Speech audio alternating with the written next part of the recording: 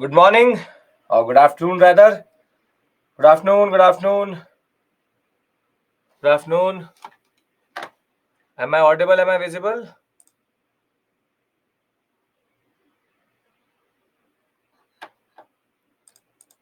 Yes, I am. Perfect.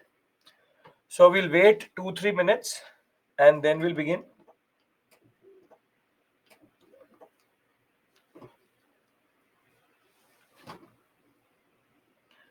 Good afternoon. No, Aishwarya, on Saturdays, the day is like this 12 to 3, then 3:40 to 5:40, and then 5:40, then 6 to 8 p.m. This is how A, B, C. This is standard, nothing new. Nothing new.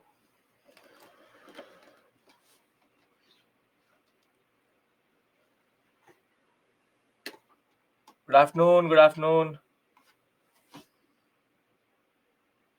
We'll do that, Aditya, if needed, we'll do that. Don't worry. We'll do that. So remember, 12 to 3, 3:40 to 5:40, 6 to 8. A, B, C. You have one break from 3 to 3:40. The other one between 5:40 to 6 p.m. And as always, tomorrow we will start. Tomorrow we will start at 10 a.m., 10 to 1 p.m., then 2 p.m. to 3, rather not to 3 till 5, and then 5:30 to 8 p.m. This is for today. That is for tomorrow. Afternoon. Mock tests are, Narendra, coming by, I think, first week of December. The PTS will start. Is this a revision class? No, I'm teaching this for the first time, and most of you are for the first time here. It's not a revision class.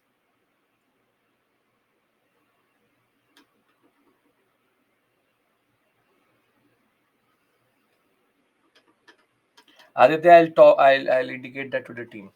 I'll indicate that to the team. I'm not sure about that, but I'll tell them. Modern history classes are already completed and scheduled for batch 3, sir. I know that. Every subject happens twice in every batch. So 2 times in morning, it will happen 2 times in evening, it will happen 2 times in weekend. So this is the second time it is happening in weekend. So it's you are here. If you are here, you've already done modern India, this is your revision class. And if you are here for the first time, this is your first class. So this is standard. Every subject can be done 7 times if you want. You start with us and then 7 times you can revise. I know, Tina, that has you are now asking me this question after a very long time. Ethics has been shifted after prelims because that makes sense after prelims right now. Modern India is more important before.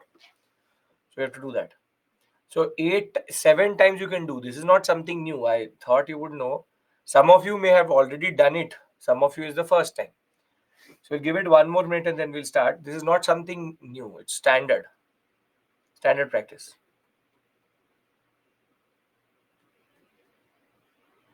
I have a screen here, that is I'm looking towards this area to look at your comments. Is there a para stating that it is a situation that English to acquire? Is there a para stating that it was situation that made English to acquire territories? How is it correct? Again, just want to write it in the right way. I'm able to understand what you're trying to say, but I want to see it properly. Abhishek, just read the chapters after you've gone through the classes and it will give you a very good way of revision. That's it. This one you have to again write it down. You're not making sense that way. After, yes, good afternoon, Gokul. Sir, how we revise from tablet after lecture? Yes, not necessarily. If you want, you can go. Previously, these sessions is not to be recorded. You can go to the recorded session again as a form of revision. That is totally your call. All wars are done by creating timelines. I will discuss that. First thing I'll teach you today is the trick to learn wars. Don't worry about that.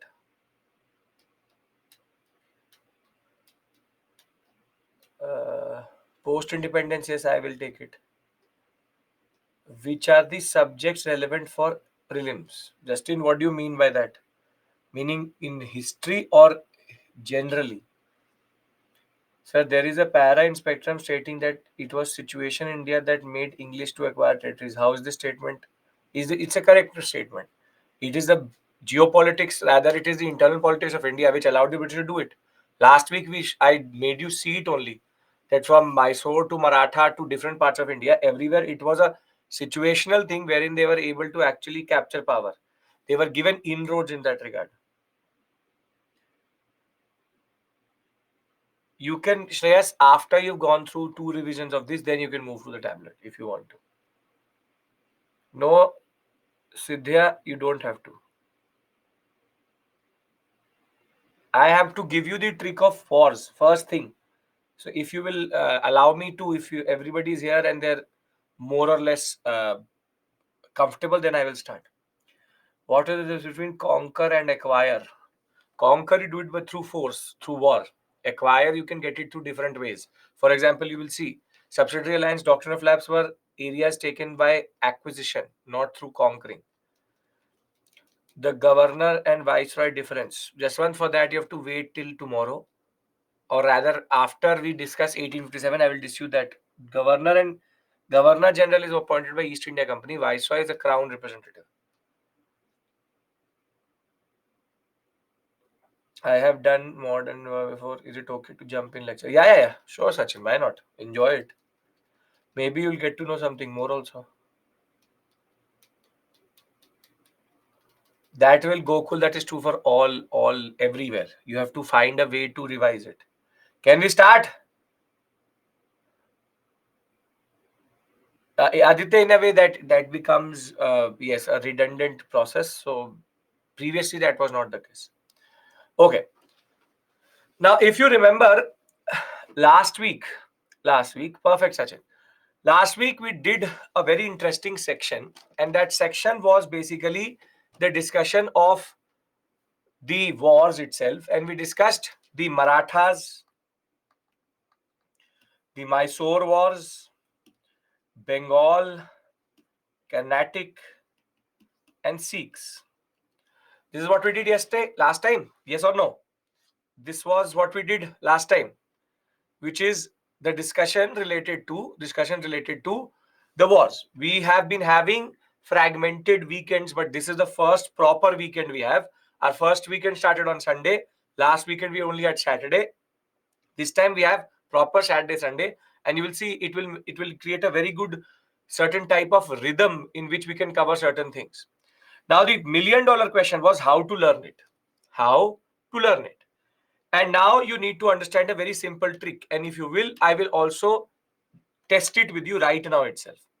Now, see, I will never ask you to learn this because it makes no sense. Because if you will start to do this, it will become extremely heavy and extremely hard to understand. Rather, you need to learn one very simple thing that Carnatic War comes first. Carnatic War comes first, and they are in sequence. First, second, third will always be in sequence only. Thereafter, you have Bengal. You have Bengal, which is Plassey, which is 1757, and this is 1765. 64, 65, whatever you want to write it, that is totally your call. 64, 65. But then there's an anomaly. And the anomaly is that first Mysore and first Maratha happen one after the other, which is Mysore, Maratha. But then Mysore, Maratha, Maratha, Sikh. Basically, this is the sequence. And if you look at it, there's only one anomaly. C, C, C, B, B, then M, Y, Ma, my, ma, S, S. The only thing which you have to remember is that Mysore happens first, Marathas happen second, but first Mysore and first Maratha happen one after the other. It should have been in sequence, but it is not true. So if you can learn this very important concept that 1, 2, 3, 1, 2, 1, 1, 2, 3, 4, 2, 3, and 1, 2. Kinetic wars are not given in spectrum in expansion chapters. Just one, don't worry, I've done it with you. Don't worry about that. Are you getting the trick here? Because I will test it with you. I'm trying to explain it to you. If you remember Carnatic, Bengal, Mysore, Maratha, Sikh, this is the basic sequence of these wars. But Mysore and Maratha, there's one anomaly. That is, first Mysore will happen, then first Maratha will happen, but then everything is in sequence. Second, third, fourth, second, third, one, two. This way, you can totally negate the need for any form of learning of what we call as the concept of wars dates. You don't need the dates itself. You can automatically just go through this sequence and you can answer any question of chronology. If you have learned this, if you have understood it, I would like to test it with you, which is that I will give you 3 questions and you have to put them in chronological order, the wars. Is this making sense or not? Have to say yes or no, something. Have to say something. Yes. Because this is one area which students fear quite a lot, which is that how will I learn, 1 second, how will I learn the years of the different aspects related to wars? Now, if this is the case, if you know it, then you put this in chronological order. Then you put this in chronological order. 1, 2, 3, 4. Give me the code in the chat box. You have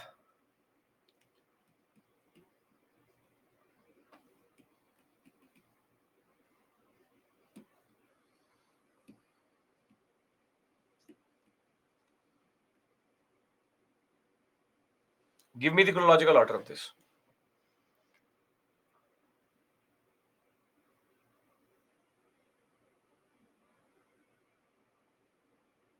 Two, 1, 3, 4. Carnatic, Mysore, then Mysore, and then Maratha. Perfect. So 2, 1, 3, 4. This is easy. Now I'll make it bigger. And then let's see if you can remember.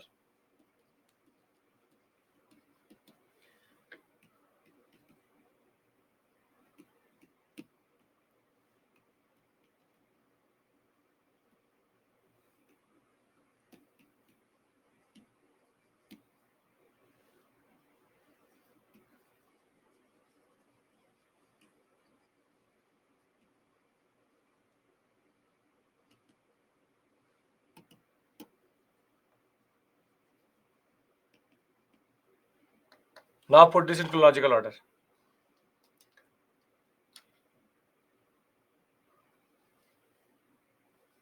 I know Pulkit. I know Pulkit. I know it. But there has been a change which was indicated very, very early to you that ethics will happen after prelims. I know that. Right now, we're doing modern because modern has to be done before prelims because a lot of you are new. And for them, this is the first time you're doing it.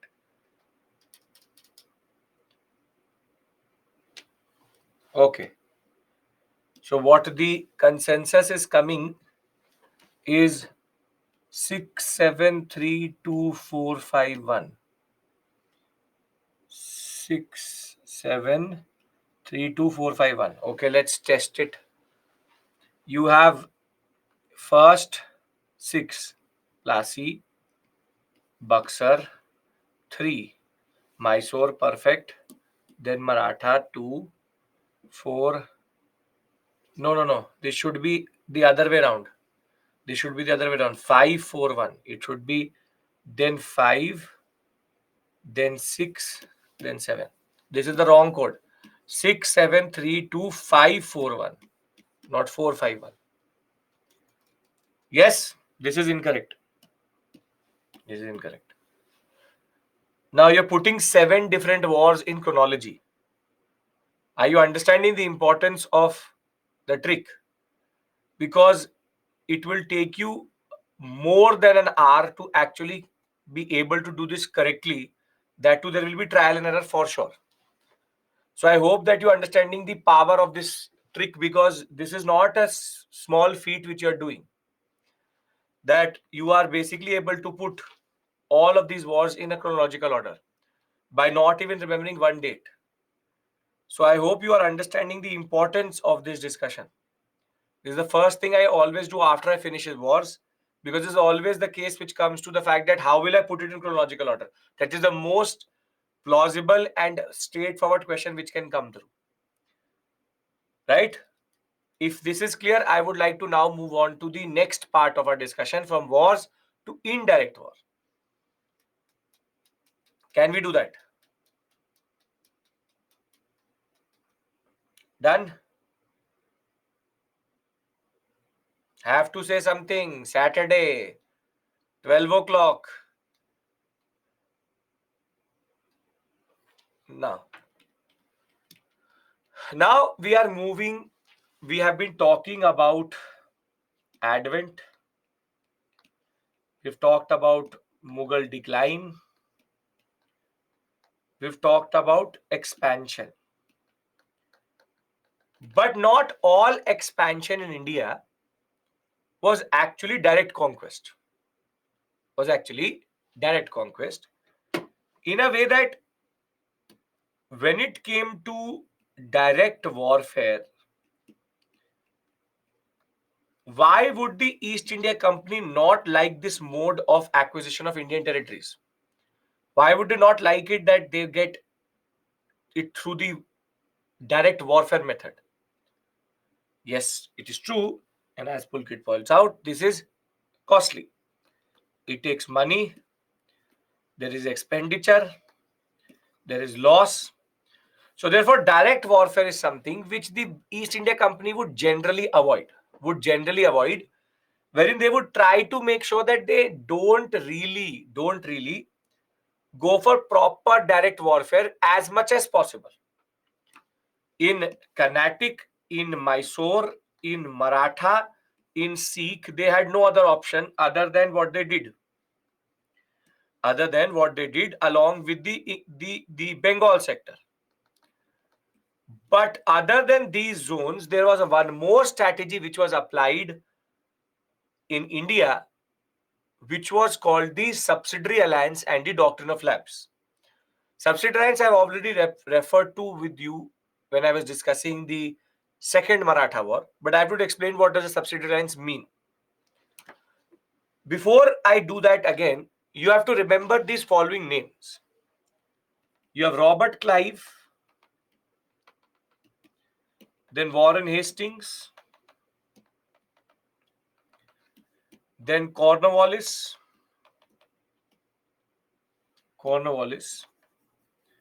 They are in sequence.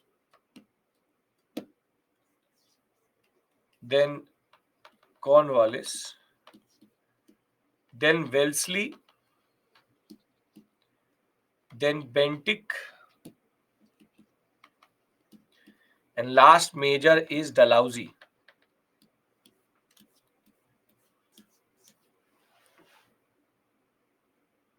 These are, till Robert Clive, these are called the Governor of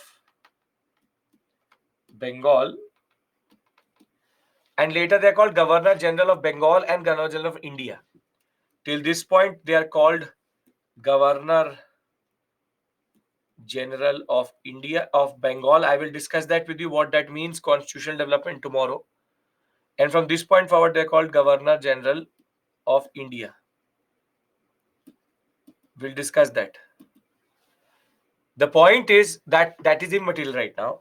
I just want you to remember that these are the British officers who were given a very important responsibility in India, which was to expand in India and consolidate its position. And out of this list, there are two very important personalities, Wellesley and Dalhousie, who came up with two very interesting concepts. Wellesley came up with the concept of subsidiary alliance, though it was not his idea, but he was the one who basically applied it. And thereafter, Dalhousie is known for doctrine of lapse. We'll discuss what these two things mean, but I'm just telling you these two concepts. So remember, DD, doctrine, Dalhousie, and Wellesley, subsidiary alliance. Now, you can remember it like this. You can always make an acronym. For example, Clive has Cornwallis or Cornwell. in bent Dalhousie. That can also be used. That Clive has gone well in bent Dalhousie. This is something which you can. Dalhousie is a place in India also. So you can use this type of acronyms to remember. But there will be a specific discussion which I will do with you with regards to the concept of Governor General in India, and this concept we will do separately. But as of right now, you just have to remember these, what we call as 6 names. Can you do that? Because I'll be referring to some of them. I've given you the sequence so that you understand where they are. Are we clear about this? Bentic is called Governor General of India, like dotted line confusing. It means that till this point they are called Governor General of Bengal, and after Bentic they're called Governor General of India. Don't worry about that. That discussion I will do with you. So that should not be confusing. That dotted line tells you the cutoff point. So this dotted point is here, and there is a cutoff here. Bentic was the last Governor General of Bengal and the first Governor General of India. We'll discuss that. Now, if all of this is clear, can I start subsidiary alliance?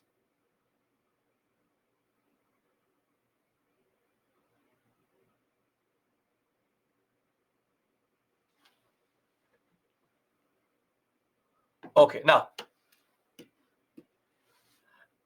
once I've taught you doctrine of lapse and subsidiary alliance, I'll tell you how there were 4 modes in which the British expanded India. But right now, see, let's imagine peninsular India. Let's imagine peninsular India. And there are, in this sector, A, B, C, and D. There are 4 rulers here: Carnatic, Mysore, Maratha, Nizam.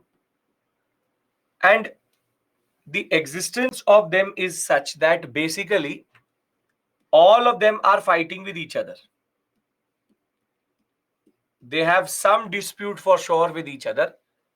And basically, there is certain disputed understanding wherein they are fighting with each other for sure. And with this conflict, there is no clear winner, as they are equally matched. They are equally matched. When they will be equally matched when it comes to technology or understanding, they will keep on fighting with each other, but they will never conquer each other. If one becomes too powerful, he will consolidate. But this is the existence of polity in India, which is fragmented polities in all across India itself. 2 small powers, 2 big powers. The problem is they are so equally matched in military technology that they are not going to conquer each other. There's no way forward. There's no way forward. Now, the English see an opportunity here. The English see an opportunity here. And what happens is that one of these rulers was watching television. Marathas are more powerful than others. That is not true vis-a-vis what the history tells us. Nizam was never fully captured. Mysore was never fully captured. Carnatic was never fully taken. Mysore and Marathas are fighting for hundreds of years, and that is not true. As much as emotionally you want it to be true, it is not true. Now, A was watching the television, hypothetically, imagine. And on the television comes an ad. And the ad says that, do you have problematic neighbors? So A says, yes. Then he says, are you all equally matched? A says again, say yes. Are you annoyed and irritated by this situation? A says to the TV, yes. So now a Britisher appears on the television and he says, I present to you the subsidiary alliance. It is one-stop solution for all of these issues. Basically, subsidiary alliance was a service which the British used to provide. And it was touted as the problem or the solution to all the problems which the regional rulers have. So this product which the British are selling is quite a dangerous product. It's quite a dangerous product because this product seems to be very innocent, subsidiary alliance. But over a period of time, it will become one of the most important and principal means of expansion of the British in India. So if that is the case, let's try to understand what is this service which A is going to get. Now, for example, A goes into a subsidiary alliance with the British.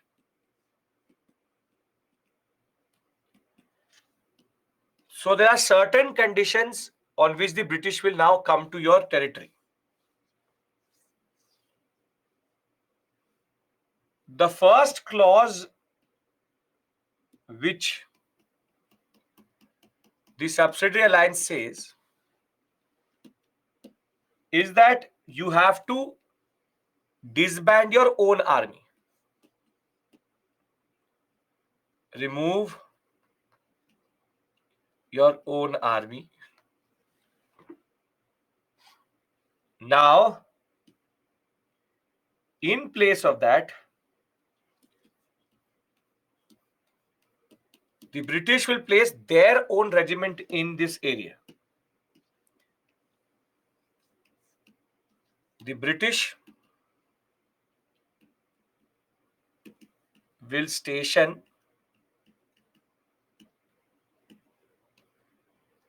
their own modern army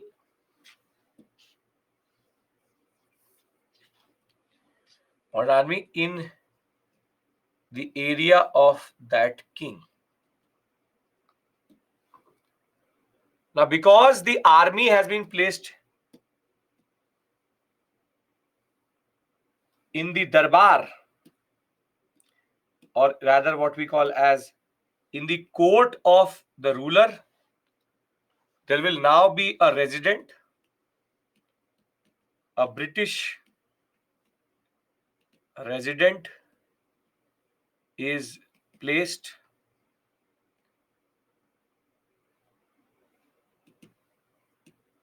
in the court of the king,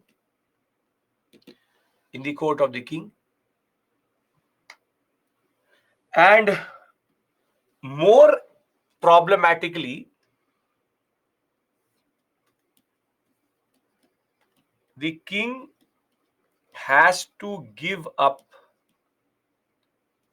the foreign relations and right to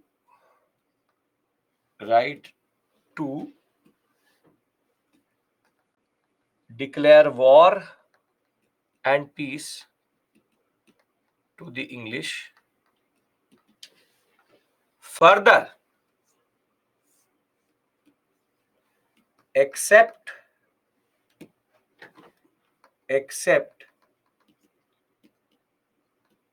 British as the paramount power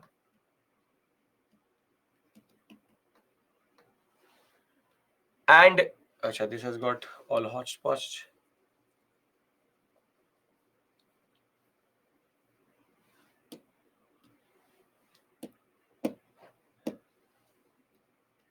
Except British as the paramount power and also remove all the Europeans other than English. And over and above that, this is not a treaty, it's a service. Accept it. This is not a treaty. You voluntarily go into it. And this army This army will protect and fight on the behalf of the king. But the most dangerous clause, the most dangerous clause, the worst of the worst clause was two clauses together. One says the ruler has to maintain the army at his own cost, which is basically giving them salaries, food, shelter, and equipment. And if this was the 8th point, 9th, if the ruler is unable to, and now this is the most dangerous clause, territory will be annexed, part of territory will be annexed as penalty. Now, looking at these 9 points, you tell me, in hindsight, are there multiple red flags in this? This is basically, as one of you said very well, Pulkit, that it is political suicide. That this book my show, which this ruler is using, is basically going to undermine his sovereignty properly. And see, the point is, you and me can understand that. We understand it. But these dumb rulers don't. They are so blind to this conflict. They are so blind to this conflict that they are ready to accept all of these things, and they did accept it. See, the 9th point, Ananya, is that you have to give everything: food, shelter, salary, equipment. Now, this is basically like owning a elephant. That it seems to be a good idea, but owning an elephant needs a lot of money. And the point is that if you don't have money, the clause was that that elephant is going to eat your food. So the concept was that if you cannot maintain, if you default on the payment, they will take a territory as compensation. This is a very, very, very dangerous thing, because there are 3 things which the British are able to do. First, they are able to maintain a very big army without actually having to spend anything. Imagine 4-5 rulers together take it. The British can have a 1 lakh, 2 lakh army, but they're only feeding 10,000 or 15,000 of them. Everything else has been paid by the other rulers. And in a way, we are paying for our own colonialism. In a way, we are paying for our own colonialism, or we are paying for our own rule itself. I am giving that person money to rob my own house. I'm literally employing a thug to rob my own house. And now do you get it that when in the second Maratha war, this is what Bajirao II accepted. Do you now understand the implications of what will happen to the Marathas? Once Bajirao II is going to accept the subsidiary alliance. Subsidiary alliance is basically a way of making sure that you will be subjugated for sure. Some of the rulers were able to maintain. I will tell you, they found another way of subjugating them. But most of the rulers did not even have the money to pay after a point. And what is even more interesting is, you tell me, if A takes subsidiary alliance, C takes subsidiary alliance, and D takes subsidiary alliance, will they make A, C, and D fight with each other? No, because foreign relation and war is with the British. They are not dumb that they will make their own armies fight with each other. So what they will do is that they will say A and C, no border dispute, C and D, no border dispute, everything is fine. But rather they will make B fight with everybody. So as to make show B that why didn't you not take subsidiary alliance? That B in a way is like, for example, Mysore, always surrounded by English supporting areas. You have the power to decide the salary allowance? No. That has all indicated. The British give you a bill. If you can pay that bill, okay. If you can't, then gone. Like the third Mysore war also. Yes, Gokul. How British was always so smart, or is it Indians are innocent? It's not that Indians are innocent. We are so blind in our divisions that the British were being very patient. The British acquired India with patience. They waited us to basically kill each other and then take power. And it's not that there were no rulers who did not take it. The list of rulers is very big. Hyderabad, Mysore after defeat, Tanjore, Awadh, Peshwas after the defeat of Bajirao II, Bhosle, Sindhia. So all three major Maratha powers went into subsidiary alliance. Jodhpur, Jaipur, and Bharatpur, all three major Rajput states also of the Rajputana or Rajasthan. You need to remember the sequence can be asked in the examination. You can make an acronym for it. Like HMT. HMT used to be a watch company. Then APB, SJJB. You can now make anything out of this. You can either make HMT, AVA, PEB, PEBC, Joja, Bha. Something like that. Dates are not necessary, sequences. If you can remember the sequence, then you don't have to remember the names. How infighting has always led to India's yes. Yes, Nikhil, true. Aren't we fighting with each other right now? You really think that politicians are able to come to power, are able to misuse our things without infighting? This sequence can be asked in the examination, yes. The question which I am telling you is that we still blind to our own divisions? What is vote bank politics? What is communalistic politics? Same thing. So as much as you think that these rulers are dumb, we have not evolved too much out of this. Give certain sections a lollipop and they will forget that they will firstly not think they're Indians, and we are very quickly to acquire a secondary identity, be it religion, caste, creed, whatever you want to say. Is this subsidiary concept novel to the British? No. Subsidiary alliance was first used by Dupleix, French.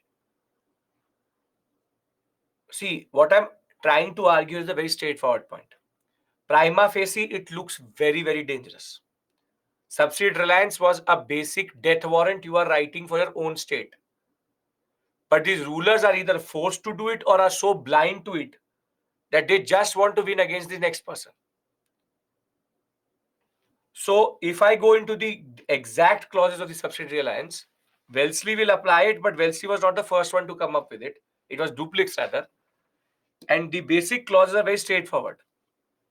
An Indian ruler entering into a subsidiary alliance with the British had to accept the British forces within his territories and also agree to pay their maintenance. The ruler would now accept a British resident in his state so that you don't give them the sub-quality dal, that you're not adding too much water in the milk which they're drinking, or they're adding too much water into the dal which they're having. All best things will be given to this British army. The Indian rulers would not enter into any other further alliance with any other power, and the right to declare war would be with the permission only of the British. The rulers would not employ any other European, therefore, all European competition is also gone. And then comes the four major clauses. In case of conflict, the British will decide what should be the action. The rulers will acknowledge the East India Company, the British paramount power in India. In return, they will protect and acknowledge the external internal changes. But if Indian ruler fails to make a payment required by the alliance, then the part of their territory was taken away as penalty. So basically, bit by bit, tinka tinka, boond boond, bit by bit, they used to take this territory because they were just patiently waiting. They were just patiently waiting that when will this ruler default? If the ruler defaults, it basically automatically leads to a certain, it leads to acquisition without fighting itself. Now, what are the advantages? What are the advantages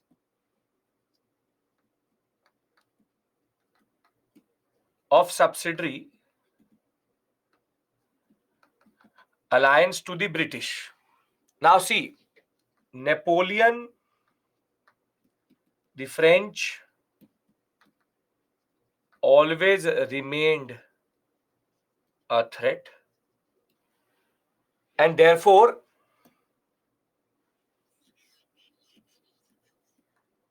conquest without fighting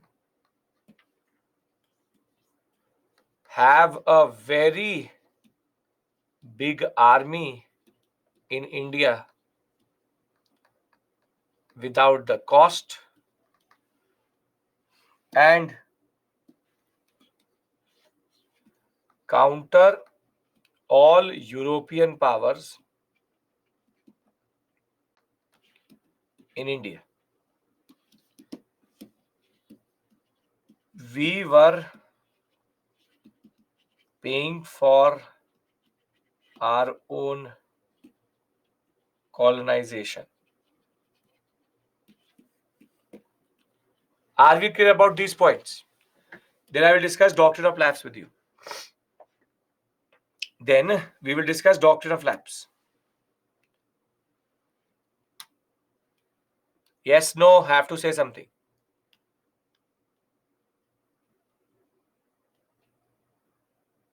Counter all Europeans in India. Basically, if British is accepted as the paramount power and all other Europeans have to be removed from the Indian sector, then aren't they automatically removing them also, blocking them also, and at the same point of time, they are able to become the paramount power also? Advantage, conquest without fighting, because you are now going to take in penalty, you conquer or acquire. Second, have a very big army without the cost, because very simply, the rulers are paying the cost. And counter all Europeans, because under the clause, under this clause, which is this one and this one, all European powers have to be removed. So only the British have to be accepted as the paramount power. So very simply, subsidiary alliance is a dangerous proposition. And remember, it has nothing to do with income. It generates zero revenue for the British. But is very significant for a very simple reason, because it can allow the British to counter all of these things or act on all of these things in one go. If this is clear, we go to doctrine of lapse, which is very interesting again. Why these rulers accepting paramount power? Is there are not mighty. Gaurav, see, that is the point. Some of them were defeated and made to put a subsidiary alliance. For example, the Peshwas, the Sindhyas, the Bhosles. But that is again something where they did not understand the connotation of that. That what would that paramount power mean? You are thinking of paramountcy as a larger concept, but that is not the case right now.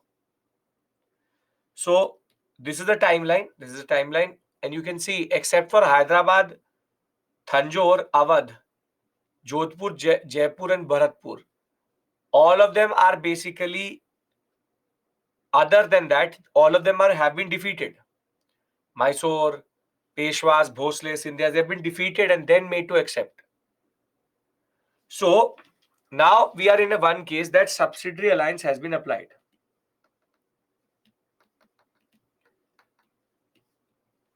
I'm moving forward. Can I do that?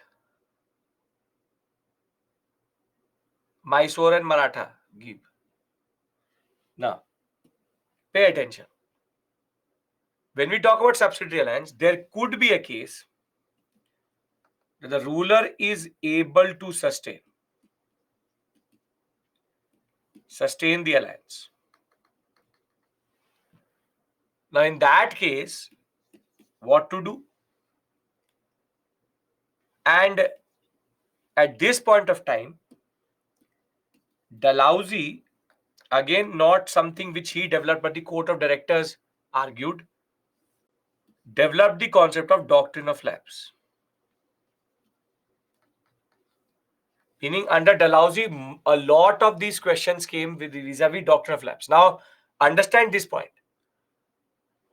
You could be in subsidiary alliance and then go to doctrine of lapse. Subsidiary alliance and then go for doctrine of lapse. But there can also be a case in which you directly go under doctrine of lapse. In that context, you just have to be under the domination or be protected by the British. For example, Carnatic is an example of this. Carnatic never signed the subsidiary alliance, but it was under doctrine of lapse. What if two regions access subsidiary alliance at once? So they will never fight with each other. Shoaib, you are waking up right now. I already told you that if two powers or three powers go into subsidiary alliance, they will never allow them to fight only. Because then the British army is fighting the British army. So they will always make sure that subsidiary alliance areas are never fighting with each other. That is a precondition here. Now, we've understood doctrine. We've understood subsidiary alliance. Now, what is doctrine of lapse? Doctrine of lapse. See, the British would argue that it was based on Indian traditions only. In certain cases, they even quoted scriptures. And in Punjab sector, under Ranjit Singh, certain areas were taken under this concept. But in Indian history, never was that adopted sons and non-naturally born sons did not actually get power.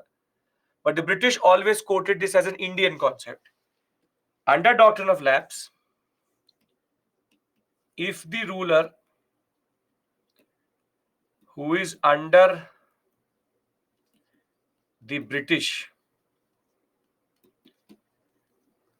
either by subsidiary alliance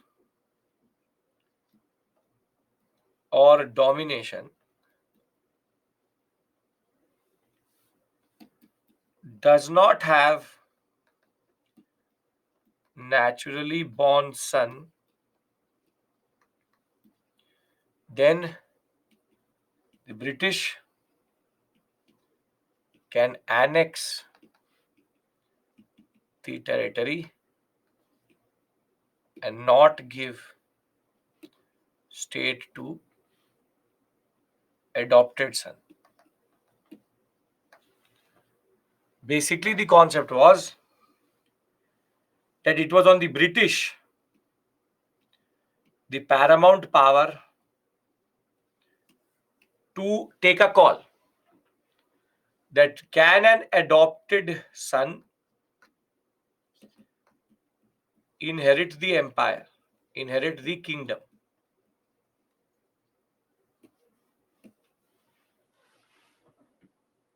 Now, this was applied on multiple states. Satara, we know Nana Sahib, Jaitpur, Sambalpur, Bhagat, Udaipur, Jhansi, which first went into very late it went into subsidiary alliance and then into the concept of doctrine of lapse. Nagpur, Arcot, and Awadh. In a way, Tor and Arcot means Carnatic. If you look at it between 1840 and 1850, 56, 60, these 20 years, there were multiple cases in which that was happening. And therefore, the British got an opportunity to annex all of these territories via not even doing anything, just waiting for their queens or their kings to not bear a son naturally. Now, though this is attributed to Dalhousie, he was not the originator. This doctrine was actually developed by the Court of Directors, and though doctrine is not something which Dalhousie came up with, but it was applied during Dalhousie quite a lot. That under his governor generalship, several cases came up in that regard. And in that context, the concept is very simple. That the adopted son, can he take the foster father's state? That is a question. He can take his private property. That if the king owns a car, he can take it, but he can't take the state. It is on the paramount power to decide whether to bestow the state on the adopted son or annex it. And nonetheless, there was no clear-cut instance of an adopted son being deprived of it previously. NCRT talks only about 5 territories under lapse. So that is why you are here. If NCRT gave all the information, then why would you be here? So sure, it gives only 5. I've given you more. Didn't the rulers have the option to come out of? You tried to come out of. You have no defense. You don't have your own armies, and how do you come out of it? What if the only son and crown prince dies? Same issue. Rani Jhansi, that the same thing happened. Jhansi ki Rani had a son, but he died. Sir, if question who introduced lapse, what would be the answer? That will be Dalhousie and that will be Wellesley. You can voluntarily go into it, but you cannot voluntarily come out of it. So it basically, now you understand something. There are 4 ways in which they are capturing. Can I discuss that? There could be 4 combinations in which the British expanded in India. Because when I go into consolidation and discuss judiciary with you, there are 4 basic ways in which the British could expand in India. We've been talking about expansion for a very long time. I talked about direct expansion last week. Right now, I'm talking about something very significant, which is the concept of how the expansion happened, but without basically going into direct conquest. So, when the Britishers first came, they have motive to trade. They wanted to be a commercial power. But they saw India as an opportunity because everywhere there was the same issue and inroads were given to the British. So the motive was both colonization, but they did not think it will become so easy to do it. Naturally born daughter can take control? No. It's a patriarchal notion. It's a misogynist society. You can't do anything about that. Before Doctrine of Lapse, there is case of adopted son becoming king. Yeah, yes, multiple times. In history itself, multiple times. Is it accidental colonialism? No, that is giving too lesser credit to the British. That galti se colonialism ho gaya. That can't be. It can't be that colonialism is so accidental. It's not accidental, it is experimental colonialism. Everything was being experimented against. Obviously, accidental colonialism basically washes off all the issues or all the responsibility of the hands of the British. That is not true.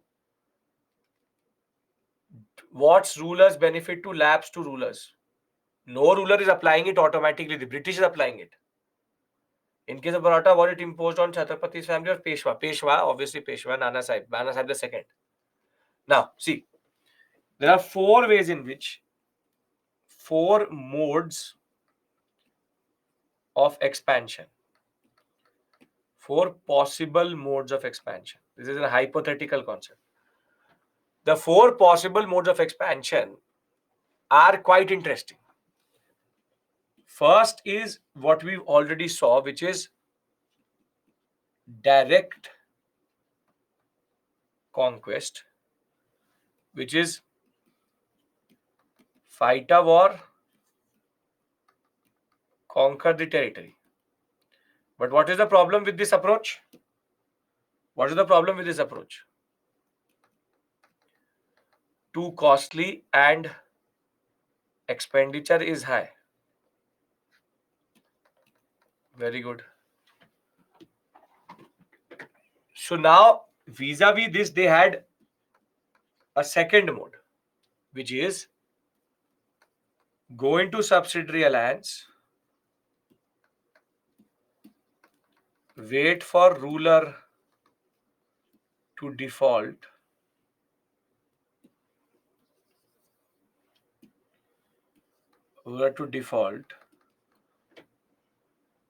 and thereafter, once ruler has defaulted, annex territory slowly and systematically. Doctrinal asks which type of service had been provided. Doctrine is not applied as a service, it's a rule. Third way, everybody understands the first two? Payment failure equals to annexation. Perfect. Now the third is the most interesting, which is subsidiary alliance, but ruler does not default.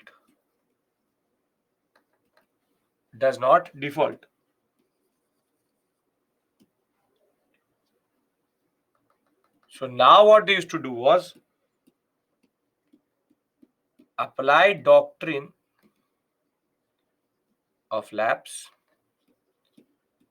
and wait for adopted son. And when he comes, annex. One day or the other, some ruler is not going to produce a son. So you can see that in this, there is first step and then annexation. This is first step and then maybe second step is needed. So subsidiary lines can also be applied with doctrine of lapse. But there's also one more combination which is quite rare but used to happen, fourth, which is dominated by British or under their protection. Ruler hasn't signed subsidiary alliance. Ruler doesn't have natural born son. And then what happens? Apply doctrine of lapse.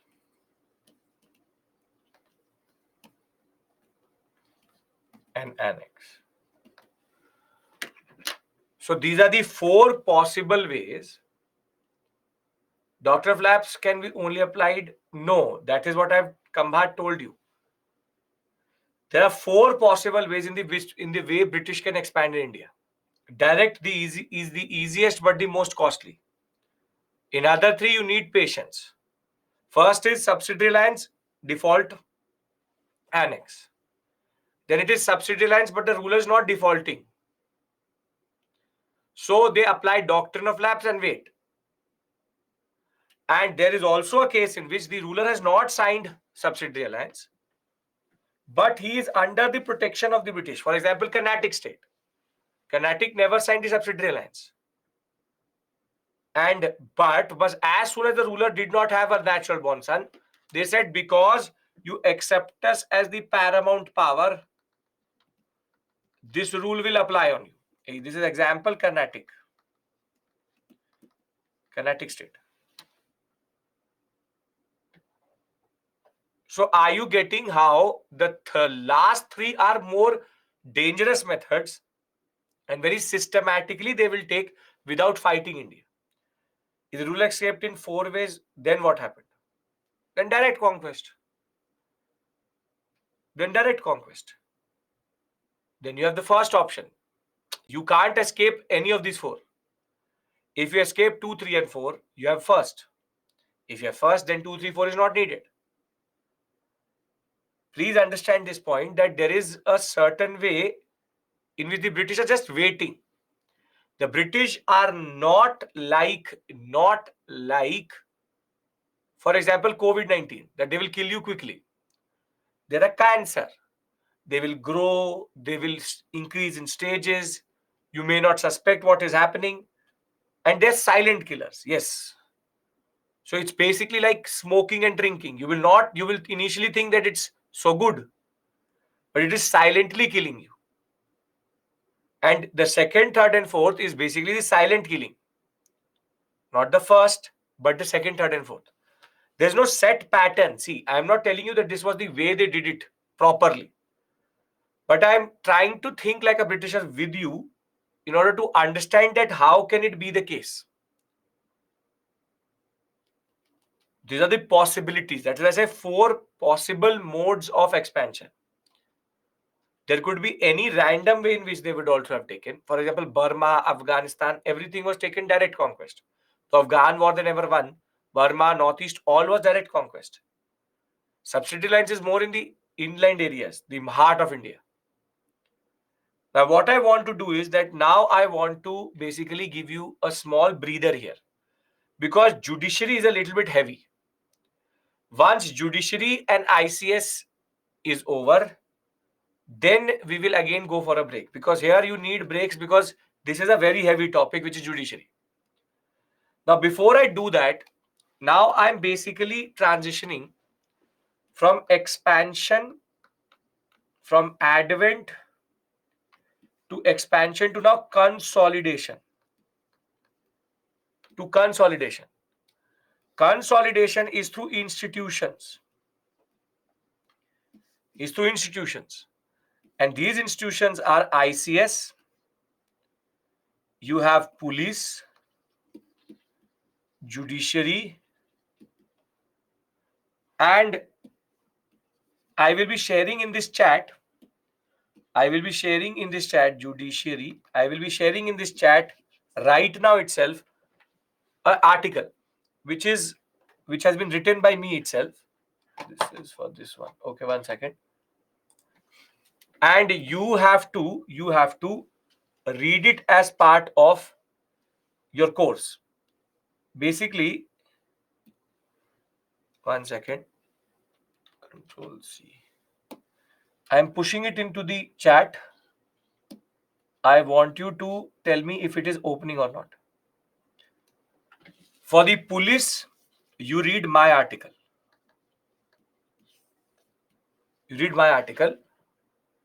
Wherein, if it's opening, please say yes. It has come in your chat box. Has been sent by me itself. There's no SME, that is why. So, very simply, this article will give you a very, very comprehensive understanding of the police in India and also the politics around it. Yes, as a text, not as a link, as always. That is always the case. You have to copy it and paste it. That is always the case. It happens. Not opening. Don't think it is it's not a blue colored link that you will click it and it will open. Copy it and paste it. You will open it. It's working. Perfect. So when I come back, I discuss first the judiciary and second the ICS. Acceptable? Getting opened? Perfect. Nothing better. Acceptable, everybody? Because once I go through judiciary, you will say, yes, sir, good, you gave us a break. Because it is heavy. So can I give you a breather here and we then move forward? Till this point, everybody is understanding. Expansion is over. Direct or indirect, everything is over. Now I'm going into consolidation. As soon as judiciary and ICS is over, we start the most important module, economic policies of the British in India, which is The most out questions come out of this area in the mains examination and in prelims, which is land revenue settlements, commercialization, deindustrialization, drain of wealth, and famines. That is the agenda for today, which is to finish this major chunk. The judiciary will may be very heavy, but this is the major area, very, very important area we start today. And a very interesting one. And as it is, you will see that after consolidation, the nature of our engagement will change. Till this point, we've been very factual. Advent is equally factual, expansion is equally factual, multiple names, this, that. I also hated that ways. But when we talk about economic policies, it will become actually very, very, very theoretical, understanding based, logical, analytical. Right? Okay. So we come back at 116. And when we come back at 116, we take this story forward vis-a-vis discussing the judiciary. I leave you on this slide so that you can understand. Gulam, it is going to become even more interesting that way. So we come back at 117. See you.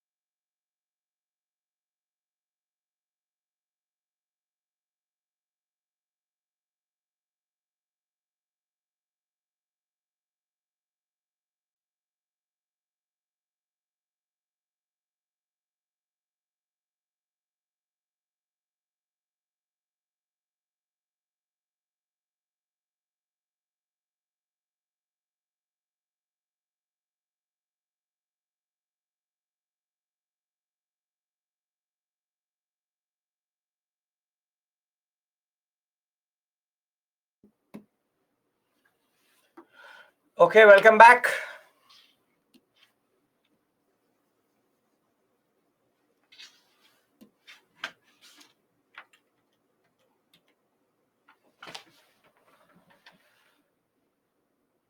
Let's start our story of consolidation.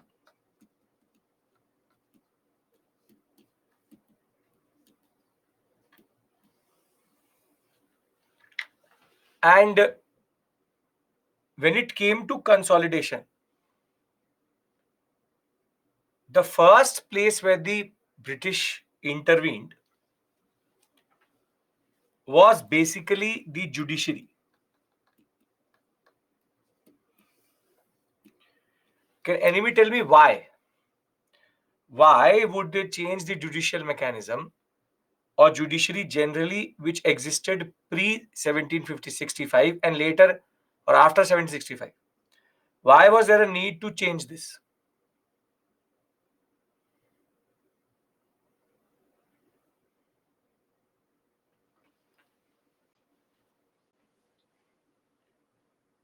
Corruption, internal dispute, own civil benefits, prevent hindrances. Everything they did must be correct. No, because it was not according to them. There was no centralized change of laws they wanted. See, if you are your basic interest is trade, it is commerce. Can you do it with instability? If your area is very, very, very not stable, unstable, will it basically flourish with issues of law and order?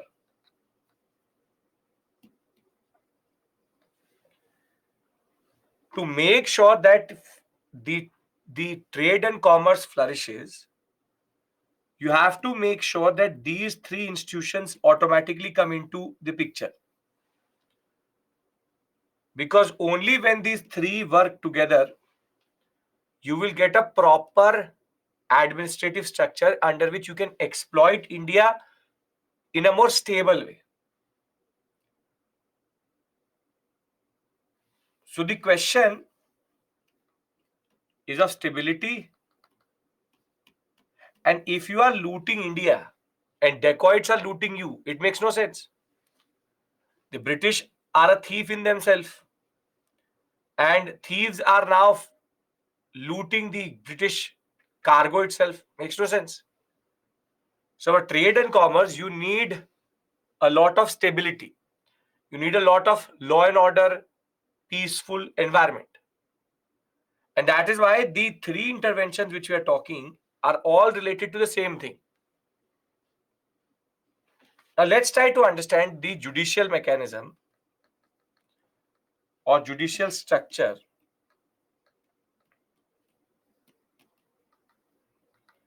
India pre 1765. Pre 1765,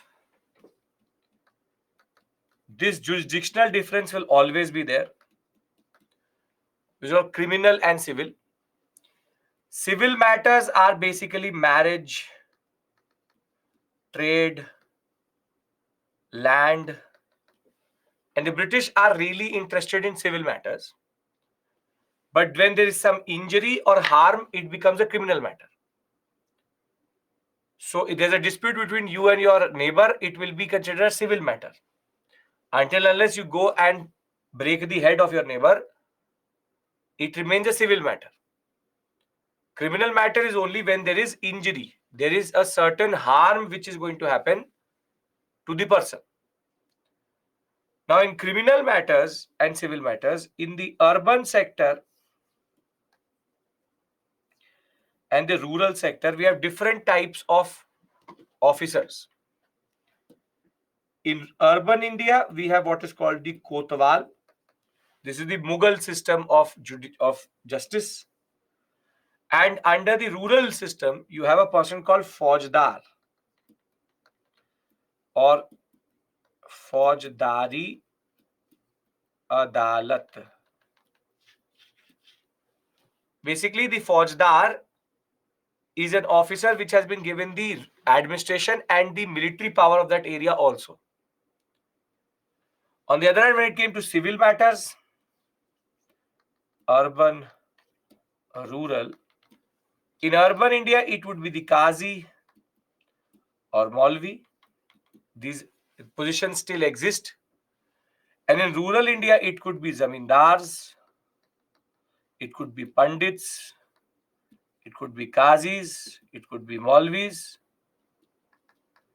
it could be multiplicity of personalities. Now, this structure, there's an issue.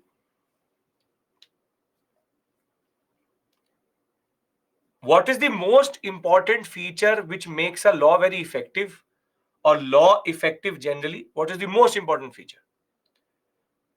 What is one feature of law which is very, very important? Implementation, justice, transparency, applicability to all, but still, there's one word I'm looking for.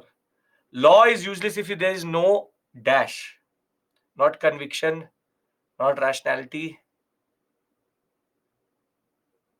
codification, justice, time, binding, sovereign, enforcement, rule of law. If I use the word consistency, does it make sense? Law is useless if there's no consistency.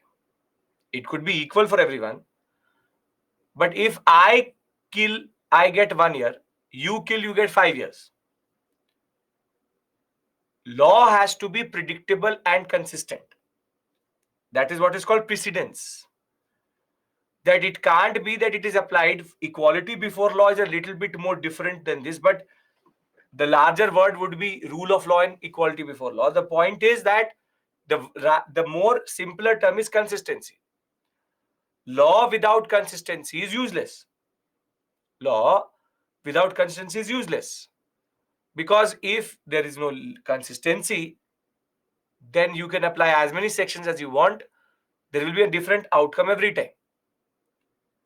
And what this structure actually lacks is also that only, which is consistency. The Kotwal, the Faujdar, the Qazi, the Maulvi, the Zamindars all can do it according to their moody powers. So today the Faujdar was in a very, very good mood. He gave you only 1 lash or said that deposit 1,000 rupees. Next day, Fauzdar in a very bad mood, you do the same thing. He says go into jail for 6 days. Further, there can be also a issue of eye for an eye. Faujdar is told that the person cut his one hand. So he says cut his hand also. The problem with this structure is that it is becoming redundant, it is becoming corrupt, non-consistent, and arbitrary.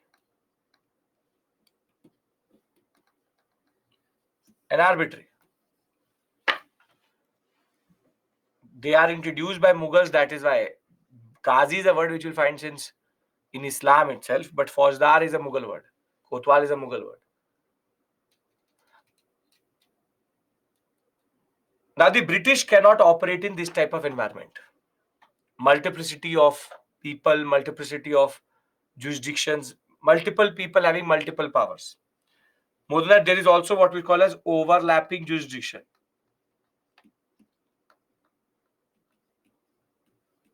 Overlapping jurisdiction. If you go to the Maulvi, he says something, the Qazi says something else. You go to the Pandit and say that I've murdered somebody, he will say, okay, feed 10,000 Brahmins and your sins will be washed. The problem is that there is no consistency. It's a or totally arbitrary system. So now the Mughal system has to be changed.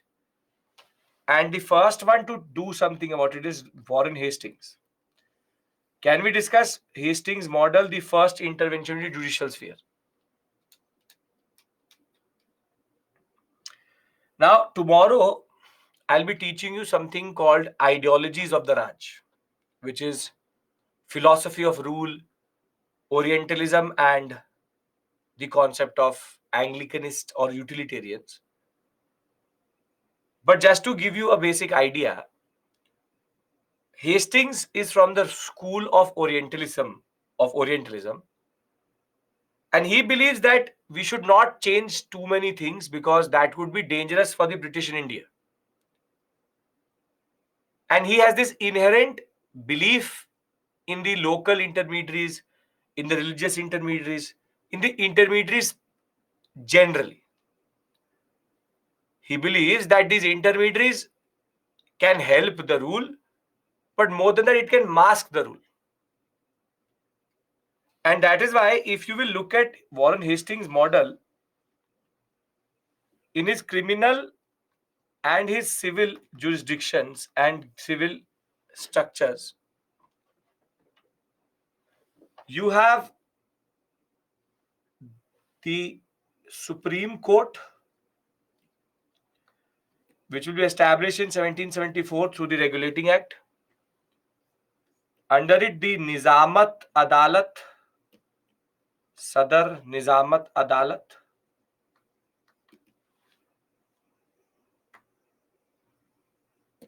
Here it is not Sadar, it is Nizamat Adalat.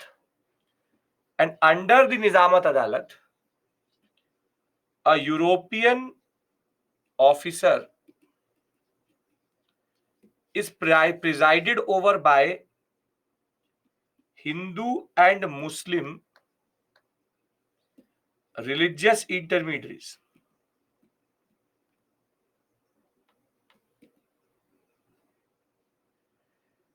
Basically, if we were to go to this court,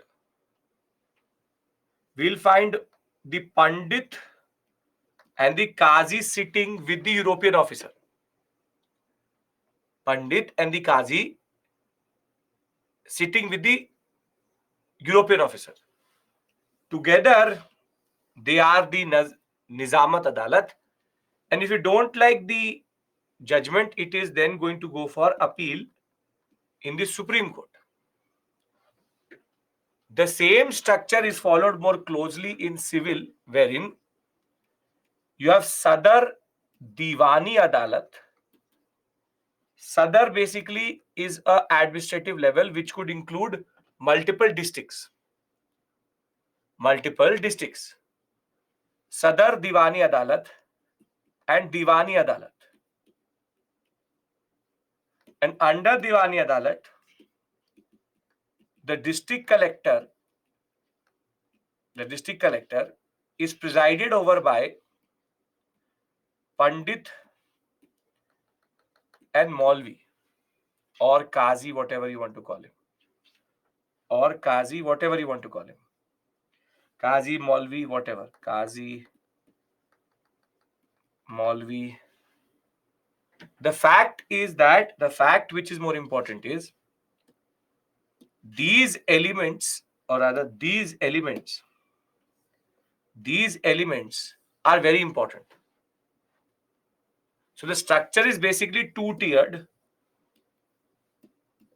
with appeal on the upper court. But this is a very interesting model. It's a very interesting model because the way the Indians or the Indian element is working is something which shows like a symbiosis or symbiotic relationship between what was happening previously and how the British want to now operate.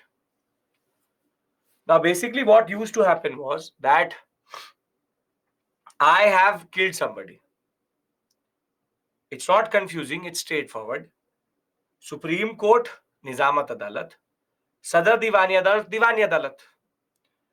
The intermediaries remain the same, just the officer changes. European officer, district collector, that's it. Now, what is more interesting is how it operates. So, I have killed somebody. I am a Hindu, and the one person I've killed is also a Hindu. So, I will go to, so the person who I killed, they will move to the Nizamat Adalat and they will say that I have killed someone. So, the first thing the European officer will ask is that European officers, mostly it was British. It was mostly British. But we use the word European because it could be someone else also, but it was mostly British. Appeal for justice first time introduced in no appeal to justice is always there. It was about the where you go. It was previously Faujdari Adalat. Now, the first thing which the European officer will ask me, the British officer will ask me, is that what is your religion? So I will say I am Hindu. He will then ask the victim's family what is religion. He will say we are also Hindus. So the Kaziji and the Maulvi are going to get up and they will leave the court. So this is the bench of the European officer, and on both sides he has one Maulvi and one Qazi. This is the Hindu officer, this is the Muslim officer, this is the European officer. Now, if both defendants are Hindu, then Hindu officer will stay and Muslim officer will leave. If both defendants are Muslim, then the Pandit's role is not needed. He will stay, he will leave. And if it is Hindu and Muslim, then both will stay and both will have a stay. And both will have a say. Now, for example, we went with this combination, Hindu-Hindu. Now the European officer says, what did he do? He said, he killed my son. Once established that I killed that person, the judgment which this European officer will do or will give, if it's European Indian, as it is, it will be European only. European Indian, there's no equality. You will be pushed into jail without any trial only. Now, the judgment which will be given by the European officer will be influenced by what the Hindu officer talks about through Hindu law. In the same way, in a Muslim case, he will basically talk about Muslim law and tell him what should be the judgment. And in Hindu and Muslim, both laws will be applied and the conclusion will come out as a way of the judgment will always be influenced by Hindu law or Muslim law. This is for judicial matters also. This is for civil matters also. This is for criminal matters also. The point is, Hastings likes this model because if I am a person who goes to this court, will I feel that I am not represented or that the British have fundamentally changed anything in India? If I will go to this court, will I feel that the British are a new type of officer or they are new thing? Will you feel that? Justin, if other religions will come, they will call the expert about that. No. Because in this setting, the Indian element is still sitting. And this is called Orientalism for you. That you tend to mask your rule. You tend to mask your rule. You don't try to be explicitly clear of what you're trying to do here. District collector or European officer, both have to be British. This element is British. This has to be a Britisher. Now, if I just write Supreme Court and Nizamat Adalat,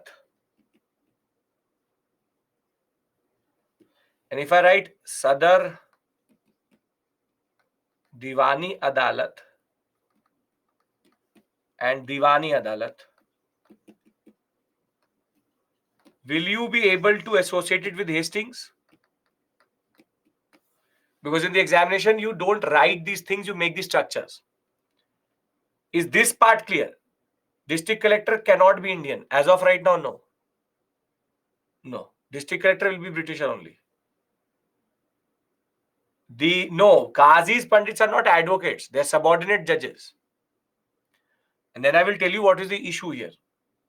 Are we clear with regards to this thing? Two-tiered structure. Was there Indians also in Supreme Court? Again, remove this innocent notion that Indians will be represented anywhere. Indians are not part of it except for the religious intermediaries. Wherever there will be a judge, there will always be a European. So nobody is Indian when it comes to important key positions because the Britishers are not dumb and they don't have a sense of justice. So it is unfair. Yes, it is unfair. Does it make no sense? Yes, it makes no sense. Whatever your criticism of the British don't care about it. So very simply, this structure is clear. First, you tell me that. Everybody has to tell me because there's a problem in this whole structure.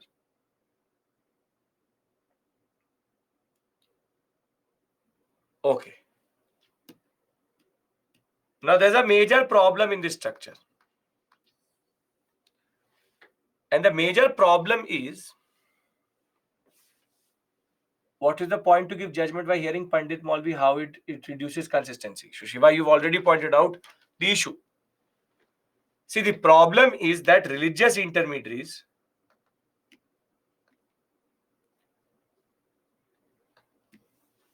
they are not capable of doing this only.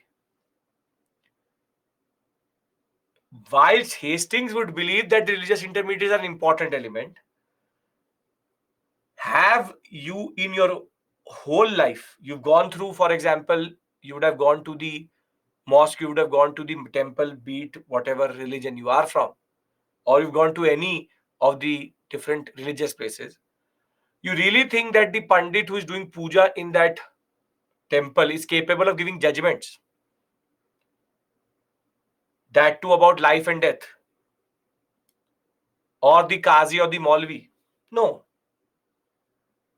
But what is more problematic than that, division of faith giving different judgments, lacks of, no, it's not lack of, division of faith is to basically show consistency in religion. That's not the point. The more problematic aspect is that in Islam, there is still a law, which is called Sharia.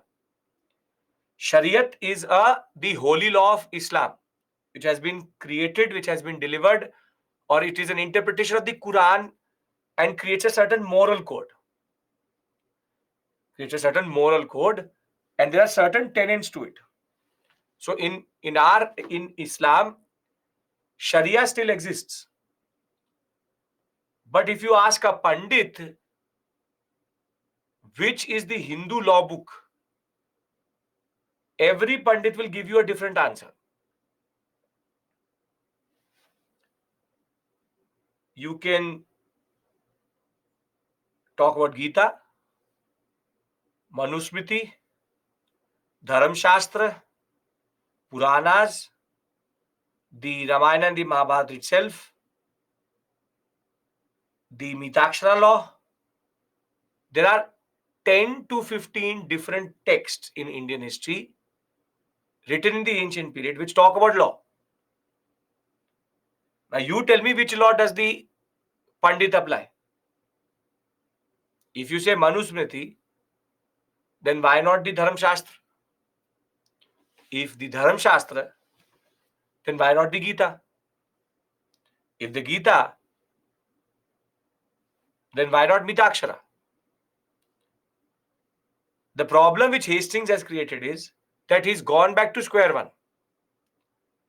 He has now very simply gone to an ambiguous system which has no certainty itself. Getting my point? And in the same way, in Islam, in Sharia, there is a scope for interpretation. The Hadith tradition, there are multiple traditions within the Shariat law, and not always the same judgment may be passed by that law. So Nizamat or Diwani, these religious intermediaries makes no sense in the system itself. And this is what Hastings' successor will understand, which is Cornwallis. Cornwallis hated the religious intermediaries because he believed that they were only the ones who were creating more and more confusion. I think all texts have same rule, that is supremacy of dharma. So now Gaurav, Define dharma for me. What is dharma? Tell me. See, today you have Hindu law and Muslim law, but that was a process of codification which started by the British. There was a officer called Colebrook. He came up with a book called Gentoo Law of India. Because he was not able to say Hindu, they used to call it Gentoo. But tell me one thing, how do you define dharma? One dharma is what Lord Krishna is saying to Arjun. Under that, everything which you do is justified. Then there's also a dharma which has been defined in the 6 schools of philosophy. If there is no intermediary, how can British understand the culture and tradition of India? But Kamba, you tell me one thing. I have killed you. Where does the culture come into that? How does culture and tradition and scriptures define something which is right and wrong? Nyay, justice is about right and wrong. But is there any book which says that you killed a person justified? As one of you said, it is about dharma. But then dharma is very specific thing and a very subjective thing at the same point of time. Hastings is not understanding this. You need to understand one thing. In India, there is multiplicity of texts. And I can be very clear in, and I will not be wrong in saying that the same texts which are being applied in Bengal and Bombay presidency maybe will not work in Madras presidency. Why would the Madras presidency apply a Sanskrit text? They can apply the Sangam literature. When you will do ancient medieval art and culture with me, why will they apply Sanskrit text? They will apply old Tamil texts. So they can apply Thirukul. Thirukul is a very important text of ethics and morality in the Sangam literature. I am trying to have a very important conversation with you, which is that it is very easy to say that get religious elements, add Indian elements. But in India, there is a problem. The problem is our culture is very dynamic and it is also not consistent with the concept of jurisprudence. You tell me that in your own culture, in any way, have Pandits been seen as a concept of judicial officers? You tell me. Are Pandits in any definition judicial officers? No. So the issue is killed already. They found the Maulvi and the Qazi very quickly. But they were not finding the equivalent in Hinduism. And then, as one of you said, then what about the Jains? What about the Buddhists? What about the Parsis? Where do you get their judicial officers? And this is what Cornwallis is trying to grapple. This is what Cornwallis is trying to grapple. And I'll show you, I'll tell you a story. And this will show you the level at which the British were also not very consistent. As much as Hastings wants to do all of this, the British will also be very, very, very shady when it comes to application. Can I tell you that story? With regards to application. Now, there's a article, if don't have to read it, but there's a very interesting article called by a person called Lakshmi Subramaniam. And Lakshmi Subramaniam actually wrote a very interesting account of a case which happened in Surat. What is judicial system during country under Hindu rule? Gaurav, please don't. That line itself is communally charged. What do you mean by Hindu rule? What do you mean by Hindu rule? Ashoka was not a Hindu. Chandragupta Maurya was a Jain. Bindusara was an Ajivik. Indo-Greeks were Buddhists in a way, Menander. Kanishka was both having Greek and Buddhist understanding. So what do you mean by Hindu rule? Where are you getting your information, Gaurav? 3 to 4 straight away red flags in your questions. Straightforward, back to back. That is what the British have taught you. Ancient equals to Hindu, medieval equals to Muslim, and modern equals to British. This is what the British taught you. WhatsApp University is also putting that forward. But except for the Guptas and the Satavahanas, Vakatakas maximum, most of the rulers of the ancient India are actually Buddhist, Jain, and mixture. In the same dynasty, one father was a Buddhist, the son was a Shaivite. Father was a Shaivite, son was a Vaishnavite. So your religiously charged understanding is a British construct. Because Hinduism, as you call it today, is a product of Gupta level Puranic Hinduism plus Bhagavatism plus Bhakti movement. I think, and I can bet on it, you've not done ancient medieval with me. I can bet that. Have you done it, Gaurav? Have you done ancient medieval with me? If he's talking about Marathas and Maratha Rajputs are not in ancient India. They are in early medieval. Then problem is that timeline is not clear. See, this is the problem. This is the problem of misinformation in the public sphere. Because there is going to be very quickly, very quickly, and very soon there will be a question which is going to come to me. Which is that, how is that or why is that Mughal imperialism and Mughal colonialism, what is the product of that? They will use somebody or here they have not used weekday batch, evening already happened. They've asked me already that what about the drain of wealth during the Mughals? And the answer to that question is Taj Mahal has been made in New York.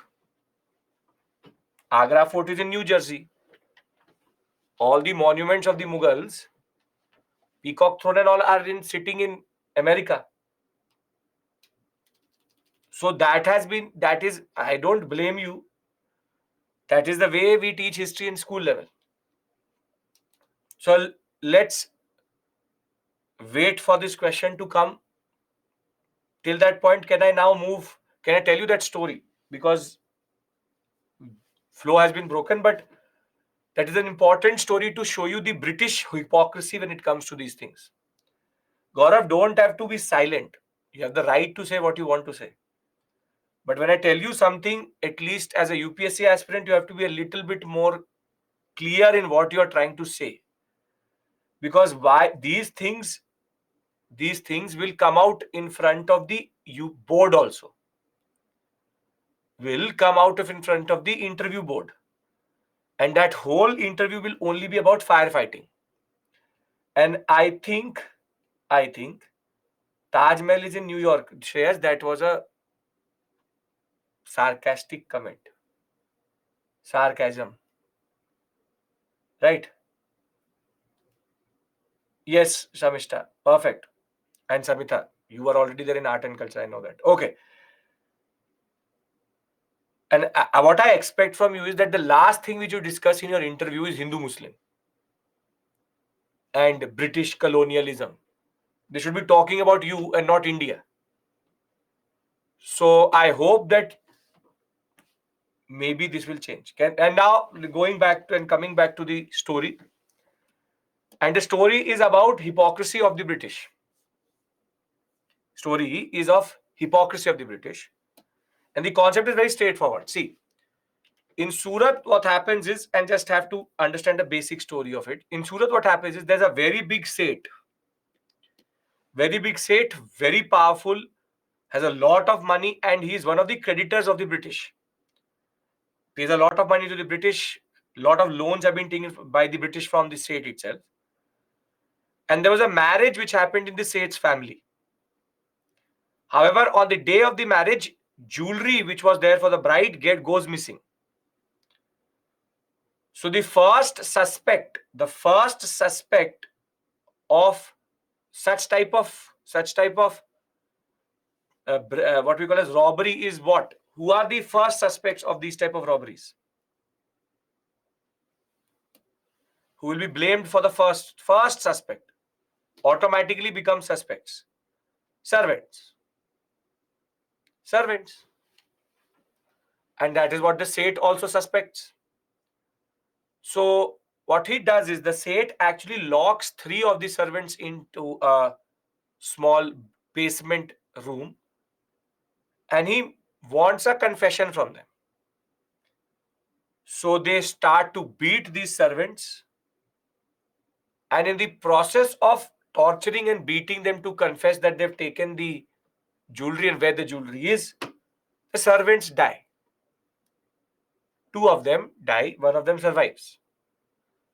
Now there's already one eyewitness, and in a way, the Seth and along with the people who are beating are are under the murder provision 407, 408.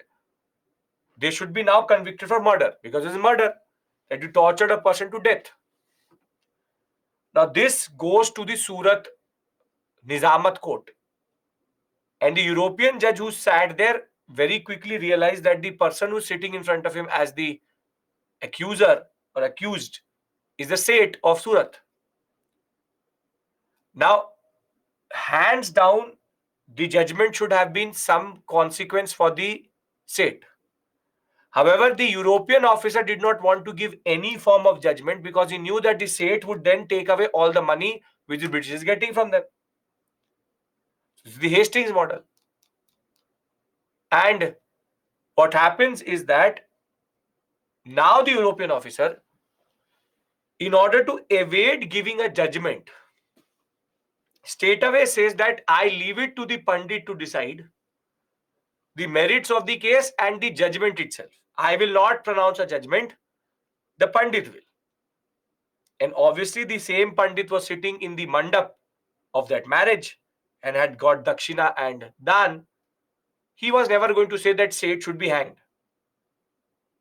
So rather, the judgment which the Pandit gives is that 10,000 rupees should be transferred to the family along with the court itself, and 1,000 Brahmins should be fed.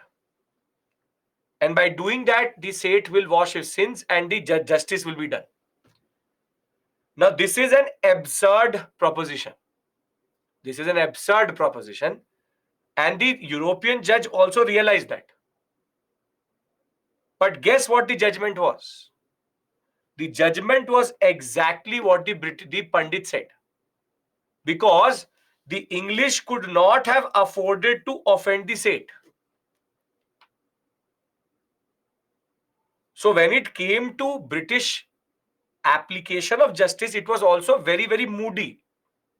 And when I will teach you the Lahore conspiracy case, which is Bhagat Singh's case, I will show you that how Bhagat Singh literally exposed this aspect, exposed the hypocrisy of this, that how basically judicial or English jurisprudence was a joke. Now, if we understand the Hastings model and the shortcomings of it, I want to move to Cornwallis, then discuss the ICS. Can we do that? What did Cornwallis do? How did he change? Yes? Okay. Now, when Cornwallis comes to India, the first thing which he did, remove the religious intermediaries.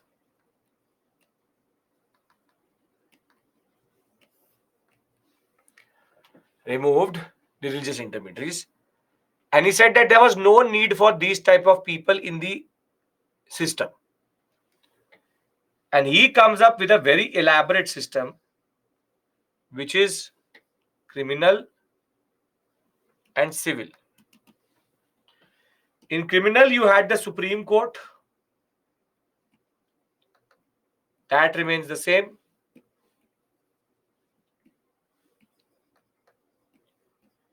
Under that, the Sadar Nizamat Adalat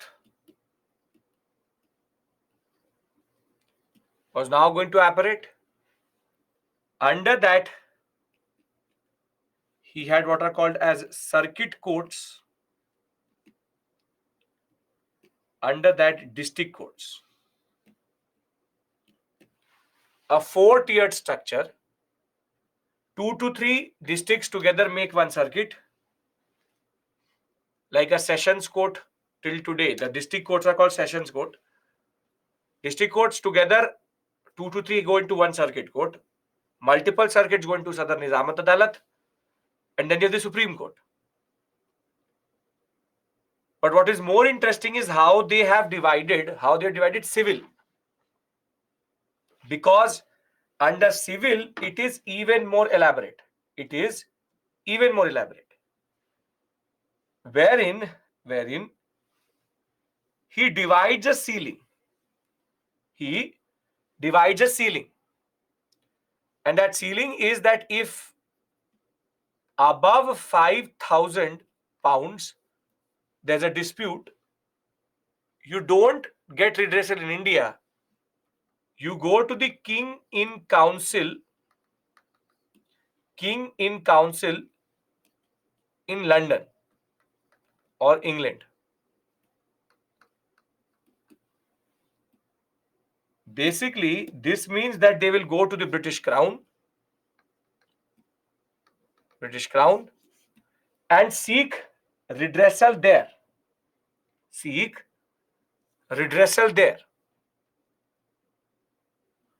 And below 5,000, the system was straightforward. Sadar Diwani Adalat,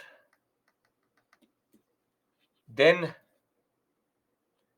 the circuit courts, and then you have the district courts. But district courts were divided into two. One is called Registrar's Court, and the other one is called Munsif Court. Europeans go here, and Indians go here. Now, this is a very interesting and elaborate way in division of what we call as power.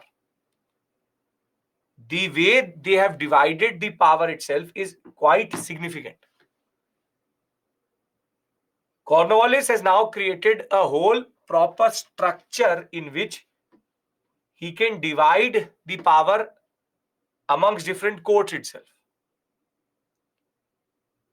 So, Supreme Court, Sadar Nizamat Adalat, Circuit Courts, District Court, King in Council, Sadar Diwani Adalat, District Court, and Circuit Courts. Now, this is much more elaborate than what basically Hastings had.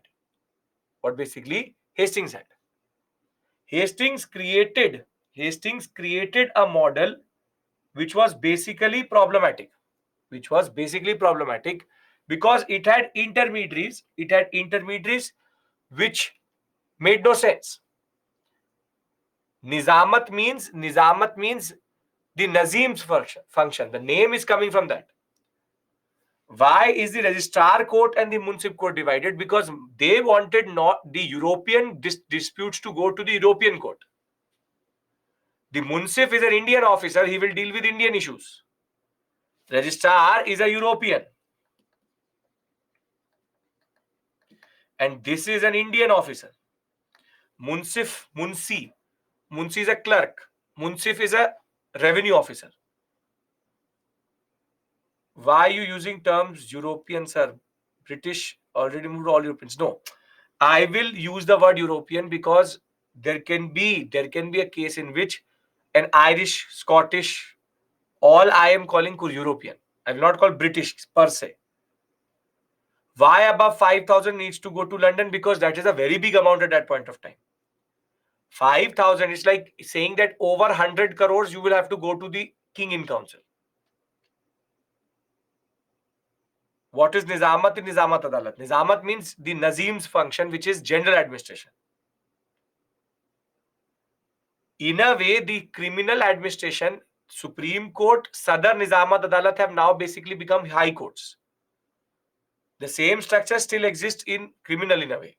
Supreme Court, High Court, Circuit Courts or Sessions Court and District Courts. And the civil jurisdiction is quite different now. But this division is very important because it shows the priority.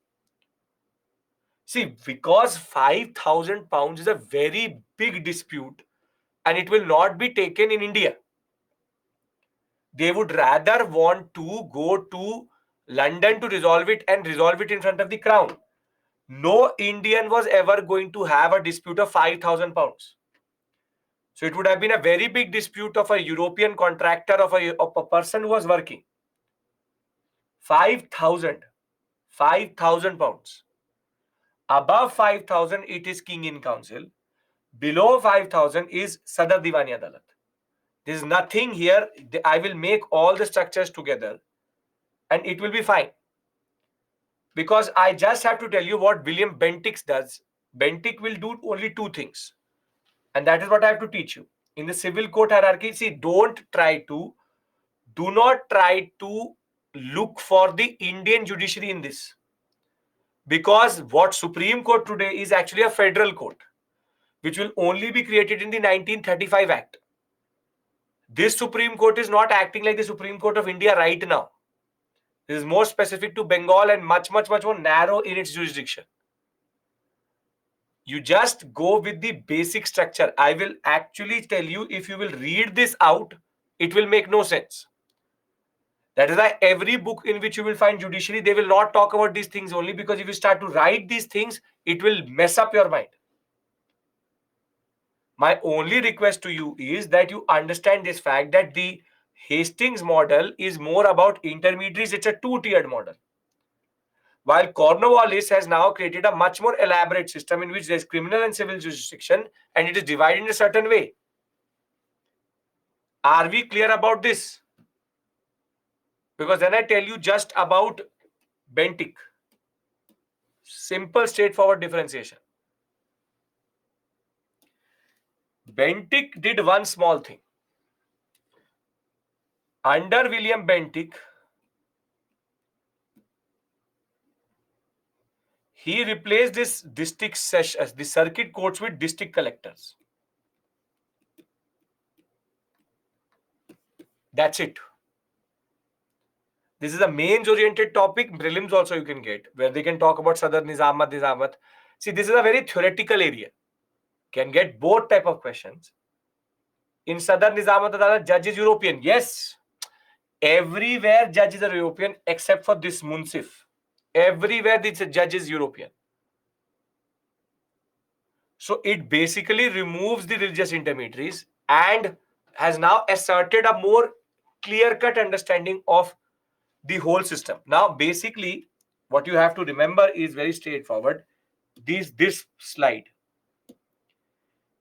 Don't be scared of this section. It's very straightforward. You just have to remember the structures. If you can, you will never ever forget it. And it's very easy to remember also if you understand the terminologies. Under Hastings, you have Supreme Court and Sadar Nizamat Adalat. And you have Sadar Diwani Adalat and Diwani Adalat. Oh, one second. And Diwani Adalat. Only simple, straightforward, two-tiered system with religious intermediaries. On the other hand, Cornwallis has a much more elaborate system, which is Supreme Court, Sadar Nizamat Adalat,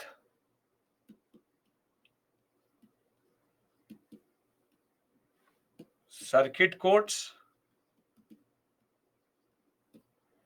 and district courts. And here you have king in council for more than £5,000. For less than £5,000, it is Sadar Diwani Adalat, circuit courts, and thereafter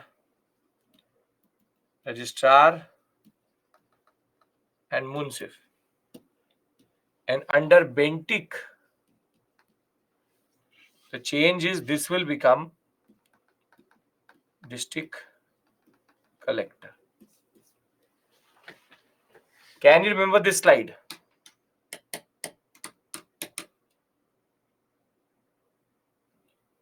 Sadar Nizamat Adalat.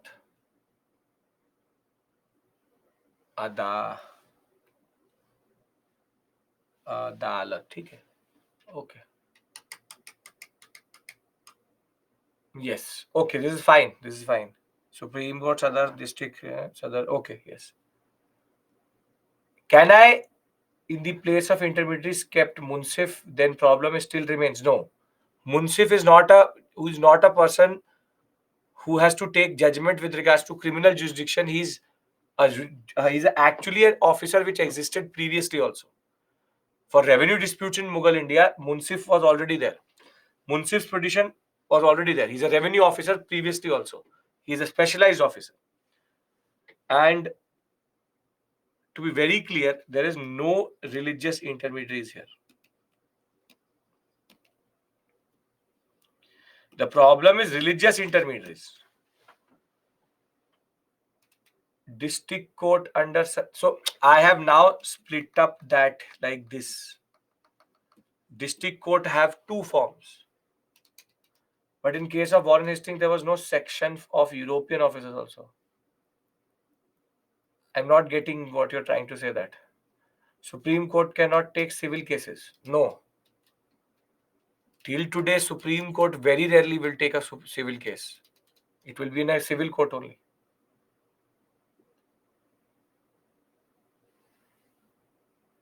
Can we move on? Can we move on?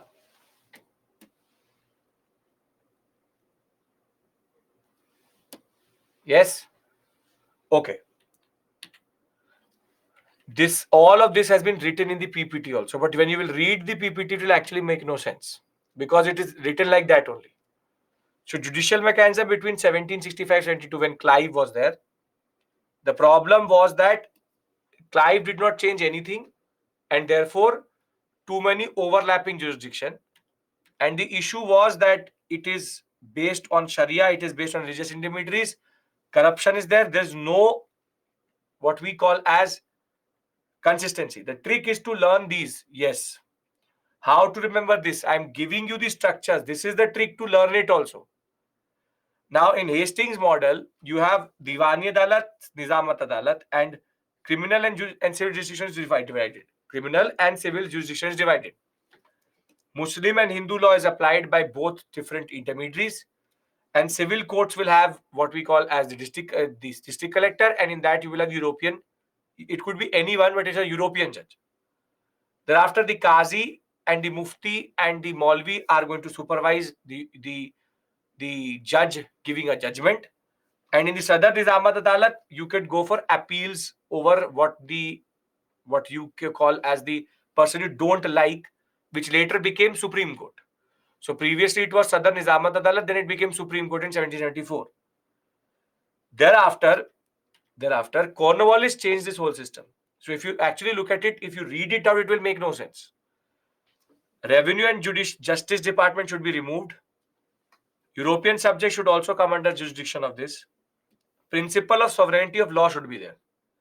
That is why King in Council for appeals more than £5,000 above, Sadar Diwani Adalat, 4 circuit courts, district courts, registrar courts for a European judge, Munsif court with an Indian officer. And the other older systems were abolished. Fauzdari Adalat abolished. The Nazim's role in the system also abolished. Court of circuits headed by the European judges were created in place of it, which is the basically Diwani, what is changing in the civil side. And Indians were excluded entirely out of the system. More significantly, Bentic is going to change it even more. Now, Sadar Diwani Adat and Sadar Nizamat Adat will be in Allahabad, Prayagraj, and 4 circuit courts will be transferred to the power of the district collector. Lower courts will be in vernacular, either or Persian, but Supreme Court will always be in English. A change which we've not done till today. 1833, Macaulay will be appointed as the law commissioner, and he will thereafter work on the 4 to 5 very important documents: the Civil Procedural Code, IPC, and CRPC, all produced in the same period between 1859 to 61, after the revolt of 1857. Circuit courts, both civil and criminal, no, only civil, only civil. 1860, the Europeans could not now claim a special privilege in any of these courts. But most significant, it is in 1865 that the Supreme Court and the Sadar Adalats were merged to create the 3 high courts: Calcutta, Bombay, and Madras. These 3 are the oldest. Vernacular means Indian languages. These 3 are the oldest courts in India: the High Court of Calcutta, Bombay High Court, and Madras High Court. And the judges are appointed by East India Company, yes, and the Court of Directors. And with this, the judiciary is over. If you want, I can give you a breather here, and then we go into ICS. If not, I can go to ICS straightforward. The judiciary is done. I told you it was a heavy section. That is why I gave you a break before it. 5 minutes if you want, I'll give you here. And we talk about ICS. This is more interesting, very straightforward. Yes, no, I have to say something. Yes, we don't need. Yes, we need. Okay. So what I want from you is that in this breathing time, you just have to consolidate what I've done.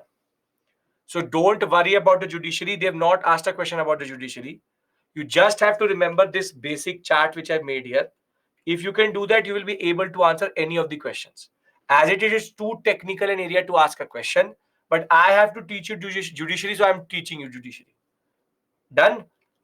So we come back at what? It's 2:16. 2:25, and we then discuss ICS and then talk about economic. So after lunch, we will go into the most important discussion, which is economic policy of the British Raj. Which phase of modern India are we studying? What do you mean by that? Crown rule, we call it company rule. This, see, ICS, judiciary, these are ongoing processes. We have just reached till the point where the British have expanded.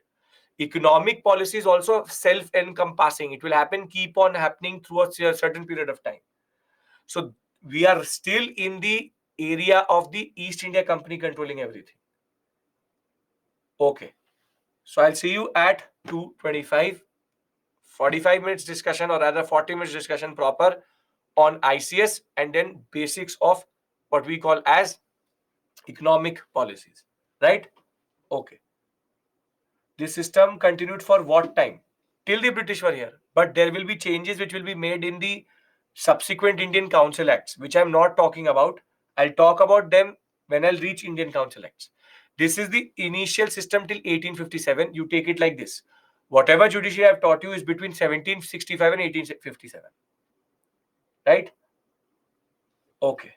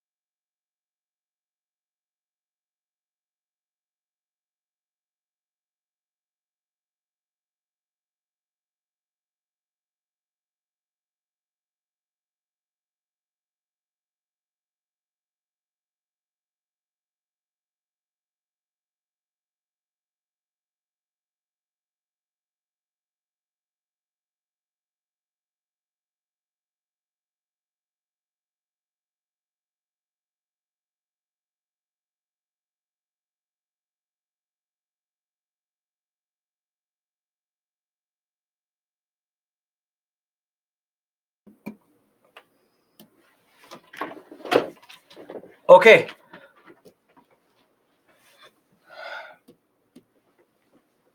Usna, I'll tell you that. Don't worry. Don't worry. Don't worry. Okay. So we've covered judiciary. The police as it is, you will cover from the article. So now we have to discuss the ICS. Now the ICS is nothing but what you are aspiring for, which is basically now called the IAS, the Indian Administrative Service. It was called the Indian Civil Services. And the origin of the Indian Civil Services is linked to the need of a little bit of coherence. See, because initially when the East India Company used to send officers, such as Clive or East India Company officers, they were engaging in a lot of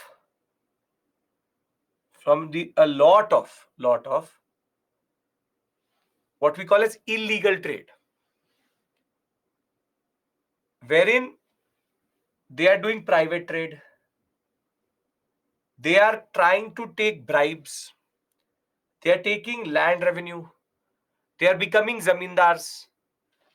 So if these officers are dealing in private trade, does it hurt the interest of the East India Company?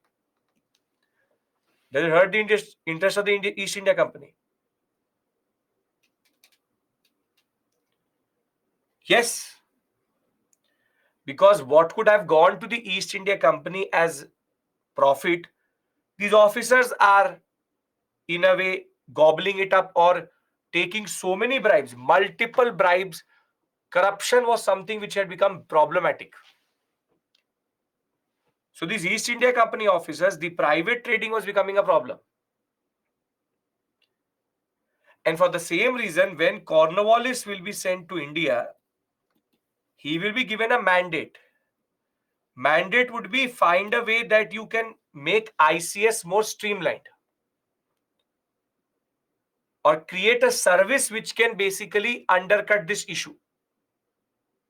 So basically, Lord Cornwallis or Cornwallis is called the father of ICS in India because he created this system. And under the ICS, what he wanted to do was very straightforward. He created what is called a covenanted system. Covenanted system means that the officer is registered and recruited and appointed by the East India Company, and he cannot take part in private trade. He cannot take bribes, gifts, or any form of money.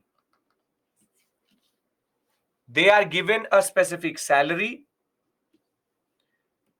They will get promotion as per seniority, but very clearly they cannot take part in private trade. That was a big no-no straightforward, that by raising salaries, by making sure that private trade is not happening and debarring them from taking presents and gifts and bribes, he wanted to create a proper organized system of civil servants in India. Because all of this was hurting the interest of the East India Company because they were looting the East India Company profit into their own pockets. Robert Clive used to convert the money into commodities and send it to London. And used to buy pepper, for example, for £10 here, and his family used to sell that at £1,500. All of that could have been East India Company share, but has gone to the personal account of Robert Clive. So one thing is very clear, that the need for a covenanted system was very important. Now we understand the need. Now the question is, how are they recruited? And how are they trained?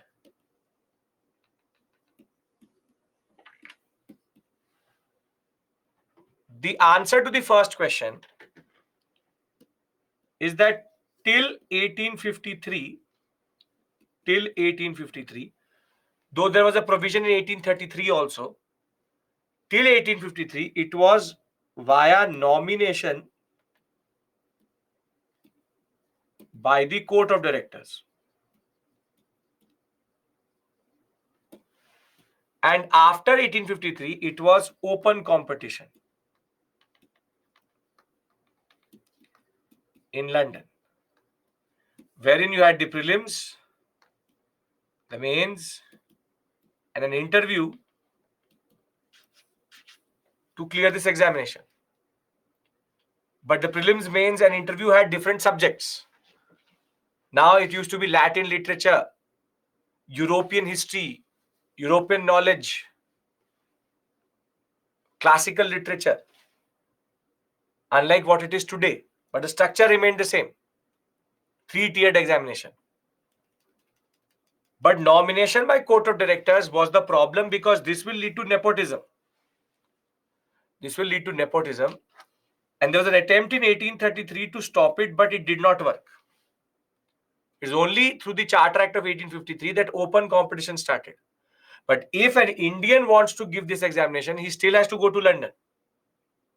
And that is why in 1922, the proposal came that the exam should happen in India also. And in 1924, for the first time, London and Allahabad, the examination happened simultaneously. This is a very interesting aspect, that how the British realized that only with open competition can you get good officers. Now comes to the question, where are they trained? Where are ISS trained today? Where do ISS get trained today?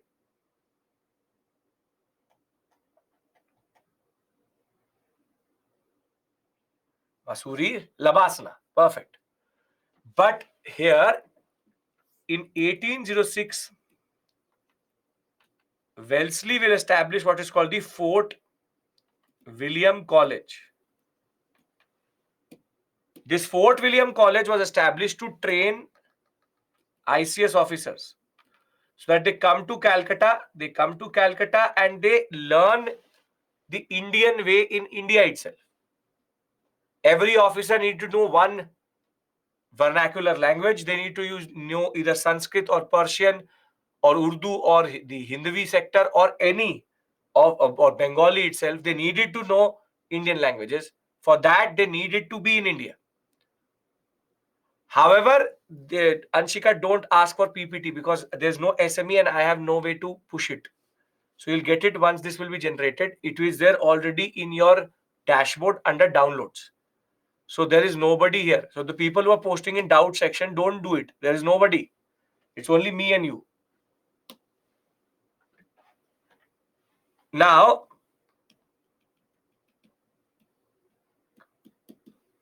this court of directors did not like this. The court of directors did not like the fact that Wellesley had opened his own college. And therefore, the Fort William College will be closed, and till the end, an East India College will be established at a place called Haileybury in London.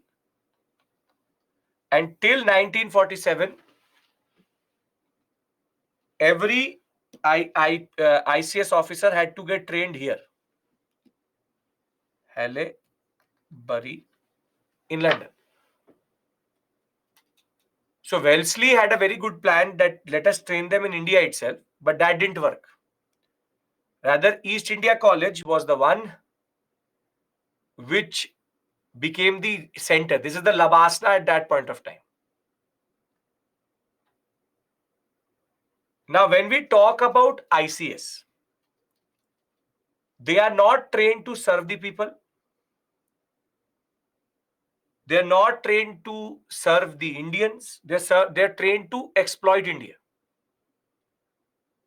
The ICS was the steel frame around which the British properly looted India. And the nature of the ICS was colonial, properly colonial. The percentage of Indian officers till 1920 was very less, 1 to 2%, not even 2% of the officers. But after 1922, it started to go up because the exam used to happen in India also. And by 1940, the proportion had become 50-50, which is Indian 50 officers, 50% officers, 50% European officers or British officers. And by the turn of 1942-43, it had become 45-55. 55% Indian officers, 45% British officers. Because of the Second World War, there will be a dearth of British officers coming to India. We will discuss that aspect. We will discuss that aspect when we will discuss the national movement. But ICS played a very important role in making sure that India was properly exploited. And it will be the principal way of creating structures through which India was exploited and looted. And slowly but surely, we're now moving to a very important section, which is economic history, which is how we were looted. So we have Fort William College, 1806. The Court of Directors closed this college, which was established by Wellesley, and the East India College will be established in Haileybury to impart 2 years of training to the recruits. In 1833, there was a theoretical understanding that it should be open competition and should be open to Indians also. But it is only in 1853 that open competition will be introduced generally. And the simple point was there was a need for good officers coming to India, and that is why open competition was very important. With this, we finish the first part of consolidation. And we go into this very important sector, which is called the economic policy of the Raj. And in this, we have to understand land revenue, commercialization of agriculture, deindustrialization, drain of wealth, and famines. Out of this area, which is called economic policy part 1, part 2, mains plus prelims questions always appear. And if you are a history optional student, if you've seen this year's paper, 8 questions straight away from economic policy in modern India. But before I do that, I want to explain something to you. We are moving in a certain direction. Please pay attention to this. We are moving in a certain direction. And you need to understand the logic of the direction we are moving in. I started with you Mughal decline. Then we did advent. And then we did expansion. This is what we finished 2 hours ago. Over this expansion, now I am doing with you consolidation. In consolidation, there are 3 pillars. There are 3 pillars to which the British consolidated their presence in India. One is institutions, ICS, police, judiciary. The other one would be economic policy. And this one is what we will do tomorrow, which is education policy constitutional changes. Once we're done with that, we will discuss the next major chunk, which is socio-religious reform, the last major intervention of the British, and then build upon that what is called a resistance to the Raj, under which you have three simple concepts: 1857, peasant movements, and tribal. Once we are done with that, we will go to the biggest and most important chunk, which is called nationalism. And in that, you have early, Gandhian, and late. And this is basically what we are doing here. This whole course has a certain logic to it. If you can understand the logic, you will never ever forget the story itself. We start with decline, we go to advent, we talk about expansion. Now we are consolidating, then they will do social justice reform movement and resistance will come, and then nationalism will rise. So the agenda for today and tomorrow is, we are done with this, I'm going to do this with you, and we will do this also. So by next week, we'll be talking about social justice reform and peasant tribal in 1857. To note, this part, social religious, tribal, and peasant, is a little bit factual. But after that, it will totally change.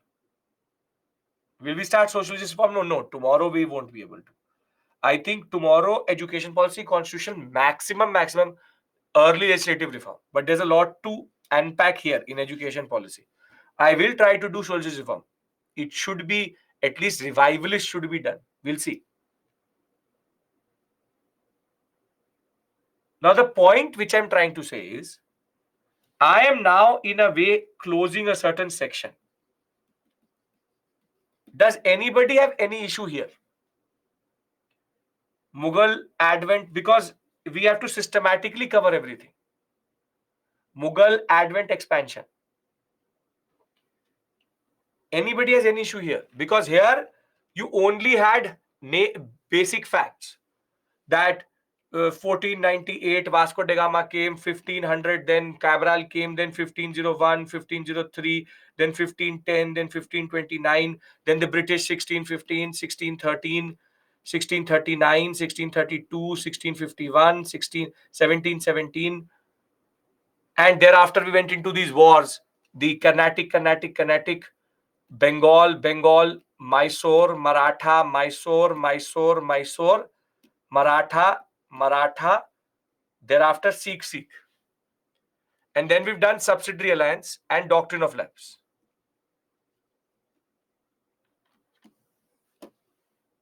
All of this is interconnected.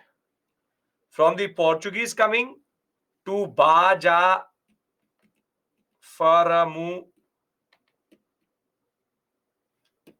Al Aksha Akba.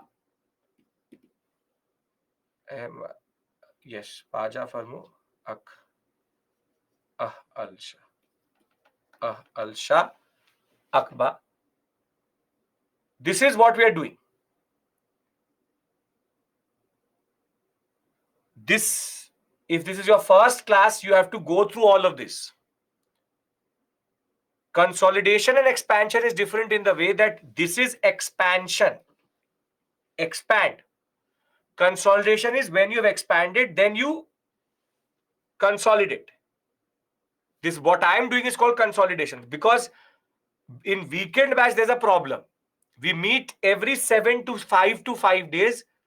It becomes a little bit fragmented. So the last 2 weeks have been about this. And this is why I'm trying to consolidate and telling you that we are moving in a certain way.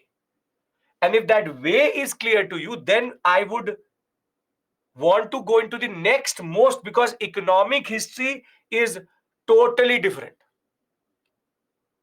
It is totally different. I've given you one trick like this, then I've given you this one more. Ipopa, madman, seri, and I've also given you what we call as Purandar, Vadgaon, Salbai, Basin. So the treaties are done, the wars are done, the expansion is done, the presence is done. Subsidiary alliance is done, doctrine of lapse is done. And once we come back from the break after lunch, what I want from you is an analytical mindset. An analytical mindset, because that area which we are going into is extremely interesting. Yes, Kampa, you read the PDF. Though we don't expect one straightforward question on the police, I've given you that PDF to give you a comprehensive understanding of it. ICS and judiciary is more likely. Police, I've given you the article. For a change, you can also read something and tell me, does it make sense to you all? Right? Cornwallis or Lord Cornwallis, doesn't matter. The examiner doesn't care.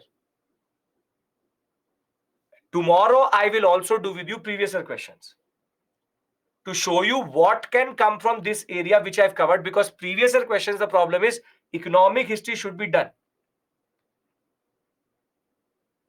So if we all are on the same page, and if nobody has no question about this part or this, then I give you a break here itself. I don't want to start in 12 minutes, something which is critical, and rather start economic policy when we come back from the break.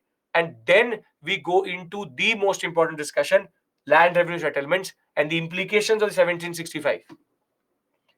Can we do that?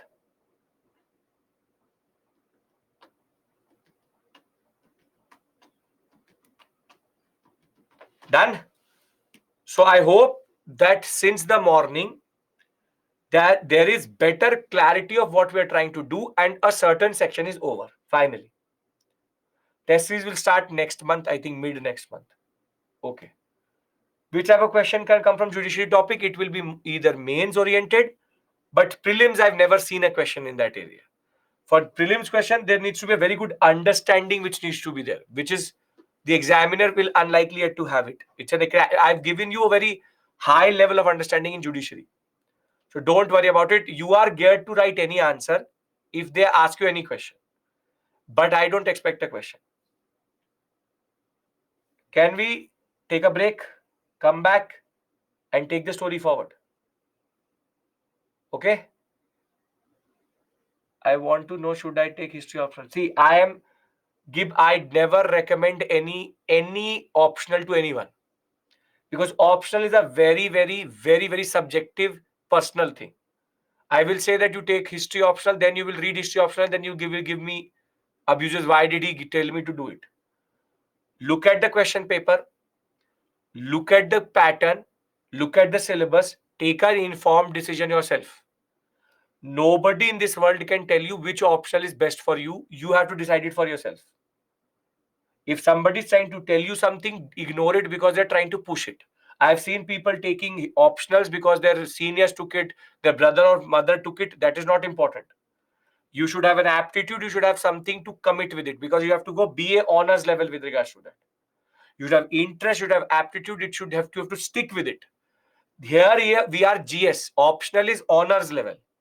The level increases very quickly. So history optional, I can recommend you the books. 9 books are already there. I'm telling you. It's a vast syllabus, never changes, has its advantage and disadvantage both. Every optional has advantage, disadvantage. There's no perfect optional in this world. Some optionals are very easy, but then very theoretical. Some are very, very easy, very straightforward, and what we call as vast, but then not dynamic. PSIR is very interesting, but very dynamic. History is very vast, but it's not dynamic. Nothing changes. Once you're done, you're done. Anthro, socio, public administration don't help you in GS. And geography, history, and political PSIR help you in GS. So it's totally your call. For example, students who, if you don't have an understanding of mathematics, if you are not from mathematics background, economics background, physics, chemistry, don't take these very specialized subjects. Eco, I've seen Eco BA honor students not taking economics. That is the point. 5 to 6 are standard optionals. You have to do a informed decision about it. Right?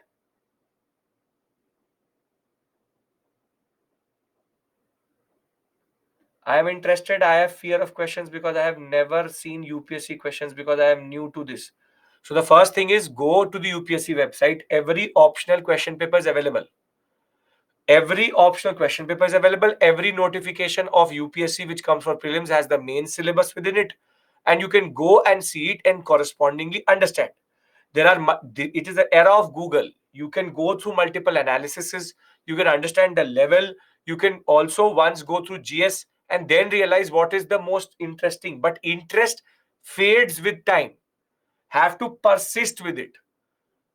Optional is a marriage which you are doing. Can't change it in between. Okay. See you at 3:40. Have a good lunch. Be ready for a totally different type of session when we come back. Right? Okay. If I had not got into BA English literature, I would have preferred history. If you want history, Gokul, you take history. I'm not discouraging anybody from history. But that urge and thing has to come from within.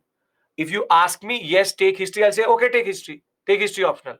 I have a whole course on history optional. But I don't want to force a decision on you. That is the basic point. Okay. See you at 3:40.